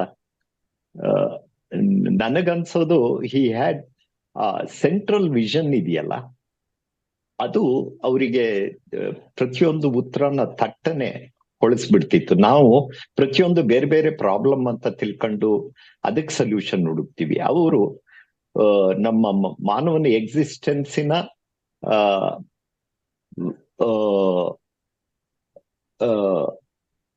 ಎಕ್ಸ್ಟೆನ್ಷನ್ನೇ ಈ ತರದ ಪ್ರಾಬ್ಲಮ್ಗಳು ಅಂತ ಯೋಚನೆ ಮಾಡಿದಾಗ ಅದಕ್ಕೆ ಸೊಲ್ಯೂಷನ್ ಸರಳವಾಗಿ ನೇರವಾಗಿ ಸಿಗ್ತಾ ಇದ್ದು ಅನ್ಸುತ್ತೆ. ಅವರು ಸಾಯುವ ಹಿಂದಿನ ದಿನ ಸಮೇತ ನೀವು ಹೇಳಿದ್ದು ಕಸದ ವಿಲೇವಾರಿ ಅದ್ರದ್ ಬಗ್ಗೆನೆ ಜಗಳ ಆಡಿ ಬಂದು ಅವತ್ತಿನ ದಿವ್ಸನೇ ಅಂತ ಕಾಣುತ್ತೆ. ಅದನ್ನ ಎಲ್ಲಿ ವಿಲೇವಾರಿ ಮಾಡ್ಬೇಕು ಅನ್ನೋದ್ರ ಬಗ್ಗೆ ಜಗಳ ಆಡಿ, ಅಧಿಕಾರಿಗಳ ಜೊತೆ ತಿಳಿಸಿ ನಮ್ಮ ಮನೆ ಹತ್ರ ಹಾಕ್ಬೇಡಿ ಅಂತ ಹೇಳಿ ಬಂದು ಊಟಕ್ಕೆ ಕೂತಿದ್ರು ಅಂತ ನನಗ್ ಓದಿದ್ದೀನಿ. ಸೊ ಪ್ರತಿಯೊಂದಕ್ಕೂ ಬೇರೆ ಬೇರೆ ತರ ಅವರು ಪ್ರತಿಕ್ರಿಯಿಸ್ತಿರೋಕ್ಕಿಂತ ಹೆಚ್ಚಾಗಿ ಎಲ್ಲೋ ಒಂದು ಸೆಂಟರ್ ಪಾಯಿಂಟ್ ಇಂದ ಅವರ ಉತ್ತರಗಳು ಅಥವಾ ಅವರ ಸಮಸ್ಯೆಗೆ ಉತ್ತರಗಳು ಒಂದು ಕೇಂದ್ರದಿಂದ ಹೊರಡ್ತಾ ಇದ್ದು, ಹಾಗಾಗಿ ಅದಕ್ಕೊಂಥರ ಟೋಟಾಲಿಟಿ ಸಿಗ್ತಾ ಇತ್ತು, ಪರಿಪೂರ್ಣತೆ ಸಿಗ್ತಾ ಇತ್ತು ಅಂದ್ಕೊಂಡಿದ್ದೀನಿ. ನನ್ಗೆ ಗೊತ್ತು, ನಾನ್ ನಿಮ್ಗೆ ಸರಿಯಾದ ಉತ್ತರ ಹೇಳಲಿಲ್ಲ ಅನ್ಸುತ್ತೆ, ಆದ್ರೂ ಇದು ನನ್ನ ಪ್ರಯತ್ನ ಅಷ್ಟೇನೆ. ಸತ್ಯನಾರಾಯಣ ಸರ್, ನೀವೇನಾದ್ರು ಆಡ್ ಮಾಡ್ಬೇಕು ಅಂತ ಇದ್ರೆ ಸರ್? ಅಂದ್ರೆ ಬಹುಶಃ ಅಲ್ಲ, ಯಾವುದೇ ಸಮಸ್ಯೆ ಬಂದ್ರು ನಮ್ಮ ತಲೆಮಾರು ಹೇಗಿತ್ತಪ್ಪ ಅಂದ್ರೆ, ಮೂಡಿಗೆರೆಯಲ್ಲಿ ಕುತ್ಕೊಂಡು ತೇಜಸ್ವಿ ಏನಂತಾರೆ, ಬಸವನಗುಡಿಯಲ್ಲಿ ಕುತ್ಕೊಂಡು ಲಂಕೇಶ್ ಏನಂತಾರೆ, ಮೈಸೂರಿನಲ್ಲಿ ಕುತ್ಕೊಂಡು ದೇವನೂರ್ ಮಹಾದೇವ, ಕೆ ರಾಮದಾಸ್ ಹೇಗೆ ಪ್ರತಿಕ್ರಿಯಿಸ್ತಾರೆ ಅಂದ್ರೆ, ಈ ತರದ ಆಲೋಚನೆಯ ಪ್ರಭಾವಶಾಲಿ ಆಲೋಚನೆಯ ಕೇಂದ್ರ ಬಿಂದು ಆದ ರೈಟರ್ಸು, ಹೋರಾಟಗಾರರು ಇವರೆಲ್ಲ, ರಾಮದಾಸ್ ಇರ್ಬೋದು, ಲಂಕೇಶ್ ಇರ್ಬೋದು ಅನ್ನೋದು. ಆಮೇಲೆ ತೇಜಸ್ವಿ ಆ ತೋಟದ ಒಳಗಡೆನೆ ಕೂತು ಇಡೀ ಜಗತ್ತಿನ ವಿದ್ಯಮಾನಗಳನ್ನ ಗಮನಿಸ್ತಾ ಇದ್ದ ಪರಿ ಇತ್ತಲ್ಲ, ಹಾಗಾಗಿನೇ ಆ ತರದ ತಕ್ಷಣದ ಆ ಪರಿಪೂರ್ಣತೆ ಅಂತ ಸರ್ ಹೇಳಿದ್ರಲ್ಲ, ಆ ತರದ ಪ್ರತಿಕ್ರಿಯೆ ಬರೋದಕ್ಕೆ ಸಾಧ್ಯ ಆಗ್ತಿತ್ತು ಅಂತೇಳಿ ನಾನ್ ಅನ್ಕೊಂಡಿದೀನಿ. ಅಂದ್ರೆ ನೀವಿರೋ ಜಾಗದಲ್ಲೇ ಈ ತರದನ್ನ ಗಮನಿಸ್ತಾ ಇರ್ಬೇಕು ಅಂತ. ಆ ಕಸ ವಿಲೇವಾರಿ ಬಗ್ಗೆ ಒಂದ್ ಮಾತು ನಾನ್ ಸೇರಿಸ್ಬೋದು ಏನಪ್ಪಾ ಅಂದ್ರೆ, ನಾನೊಂದ್ಸಲ ನಮ್ ಕಾಲೇಜ್ NSS ಕಾರ್ಯಕ್ರಮಕ್ಕೆ ಬನ್ನಿ ಸರ್, ನಿಮ್ಗೆ ಬೇರೆ ಭಾಷಣಗಳು ಇಷ್ಟ ಆಗಲ್ವಲ್ಲ ಅಂತ ಅವ್ರ ಭಾಷಣಕ್ಕೆ ಕರೆದ್ರೆ ಬೈದ್ ಬಿಡೋರು. ನಮ್ ದೇಶ ಹಾಳಾಗಿರೋದೇ ಭಾಷಣಗಳಿಂದ ಕಣ್ರಿ, ಭಾಷಣದಿಂದ ಏನಾದ್ರು ಉದ್ಧಾರ ಸಾಧ್ಯ ದರಿದ್ರದ್ದು ಅಂತ ಬೈದ್ ಬಿಡೋರು. ಆದ್ರೆ ಅವ್ರು ಏನ್ ಹೇಳಿದ್ರು ಅಂದ್ರೆ, ನೀವು ಆ NSS ಹುಡುಗರು ಕರ್ಕೊಂಡು ಯಾವ್ದೋ ಹಳ್ಳಿಲಿ ಚರಂಡಿ ಕ್ಲೀನ್ ಮಾಡೋದು, ದೇವಸ್ಥಾನ ಕ್ಲೀನ್ ಮಾಡಿ ಹಿಂಗ್ ವಾಪಸ್ ಬರೋದ್ರ ಬದಲು ನೀವು ಹೋಗ್ತಿರಲ್ಲ, ಅಲ್ಲಿ ಈ ಕಸ ವಿಲೇವಾರಿ, ಗಾಜನ್ನೇ ಬೇರೆ ಮಾಡೋದನ್ನ, ಒಣ ಕಸನ್ ಬೇರೆ ಮಾಡೋದನ್ನ, ಹಸಿ ಕಸ ಒಂದ್ ಕಡೆ ಹಾಕೋದನ್ನ ಒಂದು ಚಿಕ್ಕ ಊರಿಗೆ ಹೇಳ್ಕೊಟ್ ಬನ್ರಿ ಸಾಕು. ನೀವ್ ಅಲ್ಲಿದ್ದು 8 ದಿನ ಅಭ್ಯಾಸ ಮಾಡಿಸ್ಬನ್ನಿ ನೋಡಿ, ನಾಳೆ ಅದು ಇಡೀ ಜಗತ್ತಿನ ಗಮನ ಸೆಳೆಯುತ್ತೆ ಅಂತ. ಈಗ ಮುನ್ಸಿಪಾಲಿಟಿಯವರು ಒಣ ಕಸ ಹಸಿ ಕಸ ಬೇರೆ ಮಾಡಿ ದಂಡ ಹಾಕ್ತೀವಿ ಅಂತ ಬಡ್ಕೊಳ್ಳೋ ಎಷ್ಟೋ ದಿನಗಳ ಮೊದಲೇ ಅವ್ರಿಗೆ ಆ ಕಲ್ಪನೆ ಇತ್ತು. ಅಂದ್ರೆ ಈ ವಿಸರ್ಜಿಸುವ ಒಂದು ದೊಡ್ಡ ಕಸದ ತೊಟ್ಟಿಯನ್ನಾಗಿ ಪರಿಸರನ ರೂಪಿಸ್ತಾ ಇರೋ ಮನುಕುಲದ ಬಗ್ಗೆ ಅವ್ರಿಗಿದ್ದ ಕಳಕಳಿ ಬಹಳ ದೊಡ್ಡದು ಅಂತ ಹೇಳಿ ನಾನು ಅನ್ಕೊಂಡಿದ್ದೇನೆ. ತೇಜಸ್ವಿ ಬಹಳ ದೊಡ್ಡ ಗುಣ ಏನು ಅಂತ ಹೇಳಿದ್ರೆ, ಯೂನಿವರ್ಸಿಟಿ ತರ ಅಕಾಡೆಮಿಕ್ ಆಗದೆ ಯೂನಿವರ್ಸಿಟಿ ಲ್ಯಾಬ್ ನಲ್ಲಿ ಪ್ರಾಕ್ಟಿಕಲ್ ಎಕ್ಸ್ಪೀರಿಯನ್ಸ್ ಕೊಡ್ತಾ ಇದ್ರು. I think Tejasvi was the most practical person for any practical problems. ಹೌದು ಹೌದು. ಮನೆ ಪಕ್ಕ ಈಗ್ಲೂ ಇದೆ, ಗೇಟ್ ಪಕ್ಕ ಈಗ್ಲೂ ಇದೆ, ಕಸ ಹಾಕ್ಬಾರ್ದು ಬೆಂಗಳೂರಲ್ಲಿ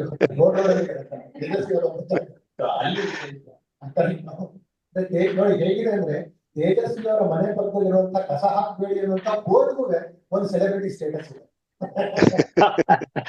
ಆಮೇಲೆ ಅವರು ಇದಕ್ಕೆ ಇನ್ನೊಂದು ಸೇರಿಸ್ಬೋದೇನಪ್ಪಾ ಅಂತಂದ್ರೆ, ಆಮೇಲೆ ತೇಜಸ್ವಿ ವಿದ್ಯಮಾನಗಳಷ್ಟೇ ಅಲ್ಲ, ಬದುಕನ್ನೇ ಗಮನಿಸುವ ಒಂದು ಪರಿಕ್ರಮ ಇದೆಯಲ್ಲ ಅದನ್ನ ಈ ಕೃಷ್ಣೇಗೌಡ ನಾನೇ ಕತೆ ನೀವು ನೆನ್ಪು ಮಾಡ್ಕೊಳ್ಳಿ. ಕತೆ ಆರಂಭದಲ್ಲೇ ಜೀಪ್ ಕೆಳಗಡೆ ಆ ನಿರೂಪಕ ಮಲ್ಕೊಂಡು ರಿಪೇರಿ ಮಾಡ್ತಾ ಇರುವಾಗ 2 ಕಾಕಿ ಪ್ಯಾಂಟ್ಗಳು ನನ್ನತ್ತ ಬರುವುದು ಕಂಡಿತ್ತು ಅಂತ ಬರೀತಾರೆ. ಹಂಗ್ ಬರಿಬೇಕಾದ್ರೆ ನನ್ಗೆ ಏನಕ್ಕ ಅದೊಂದು ತಂತ್ರವಾಗಿ ತೇಜಸ್ವಿ ಬಳಸ್ಯಾರೆ ಆ ಕತೆಗೆ ಅಂತ ಅನ್ಸೋದು.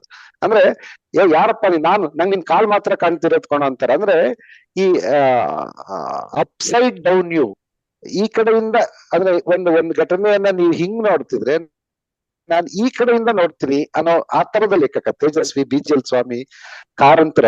ಹಾಗಾಗಿ ಅವ್ರಿಗೆ ಆ ತರದ, ಆಮೇಲೆ ನೀವ್ ಹೇಳಿದ್ರಲ್ಲ ಅವ್ರ ಬರವಣಿಗೆ ಯಾಕೆ ಇಷ್ಟೊಂದು ಮನಸ್ಸನ್ನ ಗೆಲ್ಲುತ್ತೆ ಅಂತಂದ್ರೆ ಅದ್ರಲ್ಲಿರೋ ಕಾಮಿಕ್ ವಿಷನ್ ಇದೆಯಲ್ಲ, ಒಂದು ವೈನೋದಿಕ ದರ್ಶನ ಇದೆಯಲ್ಲ, ಅದು ಬಹಳ ಮುಖ್ಯ ಅವ್ರ ಬರವಣಿಗೆಯಲ್ಲಿ ಇರೋದು. ಅದು ನನ್ಗೆಲ್ಲೋ ಒಂದ್ ಕಡೆ ಆ ತಿಳಿ ಹಾಸ್ಯವನ್ನ ಕುವೆಂಪು ಬಳಸೋರು. ಕುವೆಂಪು ಮಲೆಗಳಲ್ಲಿ ಮದುಮಗಳಲ್ಲಿ ನೀವು ನೋಡಿ ತುಂಬಾ ಸಣ್ಣ ಸಣ್ಣ ಸಂಗತಿಯಲ್ಲಿ ಅದರ ಮುಂದುವರಿದ ರೂಪ ತೇಜಸ್ವಿ ಅವರ ಬರವಣಿಗೆಯಲ್ಲಿ ಇದೆಯೇನೋ ಅಂತ ಕೂಡ ನನ್ಗೆ ಅನ್ಸೋದು. ಅವ್ರ ಮಾತಲ್ಲಿ ಆ ತರ ಇರ್ತಿರ್ಲಿಲ್ಲ. ಅವ್ರು ಮಾತಾಡಿ ಜೋಕ್ ಮಾಡಿದ್ದು ಅದೆಲ್ಲ ಬಹಳ ಕಡಿಮೆ. ಬರವಣಿಗೆಯಲ್ಲಿ ಆ ಗುಣ ಇತ್ತು ಅಂತೇಳಿ. ಮತ್ತೆ ಇನ್ನೊಂದು ತೇಜಸ್ವಿ ಅವರ ಕೃತಿಗಳನ್ನ ಓದ್ಬೇಕಾದ್ರೆ ಸರ್ ಹೇಗಿರತ್ತೆ ಅಂತ ಹೇಳಿದ್ರೆ, ಎಸ್ಪೆಷಲಿ ವಿಷುವಲ್ ನೀವು ಹೇಳಿದ್ರಲ್ಲ ಸರ್, ನಾವೇನಾದ್ರೂ ಕ್ಯಾಮ್ರಾ ಇತ್ತು ಅಂತ ಹೇಳಿದ್ರೆ 2 ಕಾಲಗಳು ಬಂದು ಕಾಣಿಸ್ದಂಗೆ, ಅಂದ್ರೆ ಎಂಥ ಕುತೂಹಲ ನಾವು ಹುಡುಕ್ಸತ್ತೆ. ಕೃಷ್ಣೇಗೌಡನ ಆಲಯನಲ್ಲೇನೆ ಆ ವೇಲಾಯುಧ ಮಾತಾಡ್ತಾ ಇದ್ರೆ ನಮಗ್ ಗೊತ್ತಿಲ್ಲದೆ ಇರೋಂಗೆ ಮಲಯಾಳಿ ಕನ್ನಡದಲ್ಲಿ ಮಾತಾಡಕ್ ಶುರು ಮಾಡ್ತೀವಿ. ಹೌದು. ಆಮೇಲೆ ನೀವು ಅವ್ರ ತೇಜಸ್ವಿ ಆಸಕ್ತಿ ನೋಡಿ, ಆ ಆನೆ ಕೃಷ್ಣೇಗೌಡನ ಆನೆ ರೆಹಮಾನ್ ಅನ್ನೋ ಅಂಗಡಿನ ದುಡ್ಡು ಬೀಳಿಸ್ಬಿಟ್ಟಿರುತ್ತೆ.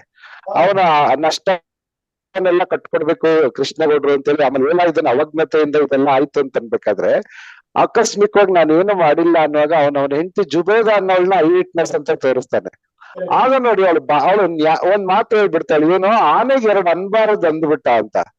ಆ ಇಡೀ ಪ್ರಸಂಗನ ಜನಗಳು ನೋಡೋ ದೃಷ್ಟಿ ಒಂದಾದ್ರೆ, ತೇಜಸ್ವಿ ದೃಷ್ಟಿ ಆನೆಯಂತಹ ದೈತ್ಯ ಪ್ರಾಣಿಯ ಮರ್ಮಕ್ಕೆ ತಾಗುವಂತ ಮಾತಿನ ಶಕ್ತಿ ಮನುಷ್ಯನಿಗಿದೆ ಅಂದ್ರೆ ಅದ್ ಯಾವ ಬೈಗುಳ ಇರ್ಬೋದು. ಇವ್ರ ಕುತೂಹಲ ಎಲ್ಲ ಈ ತರದ್ದು.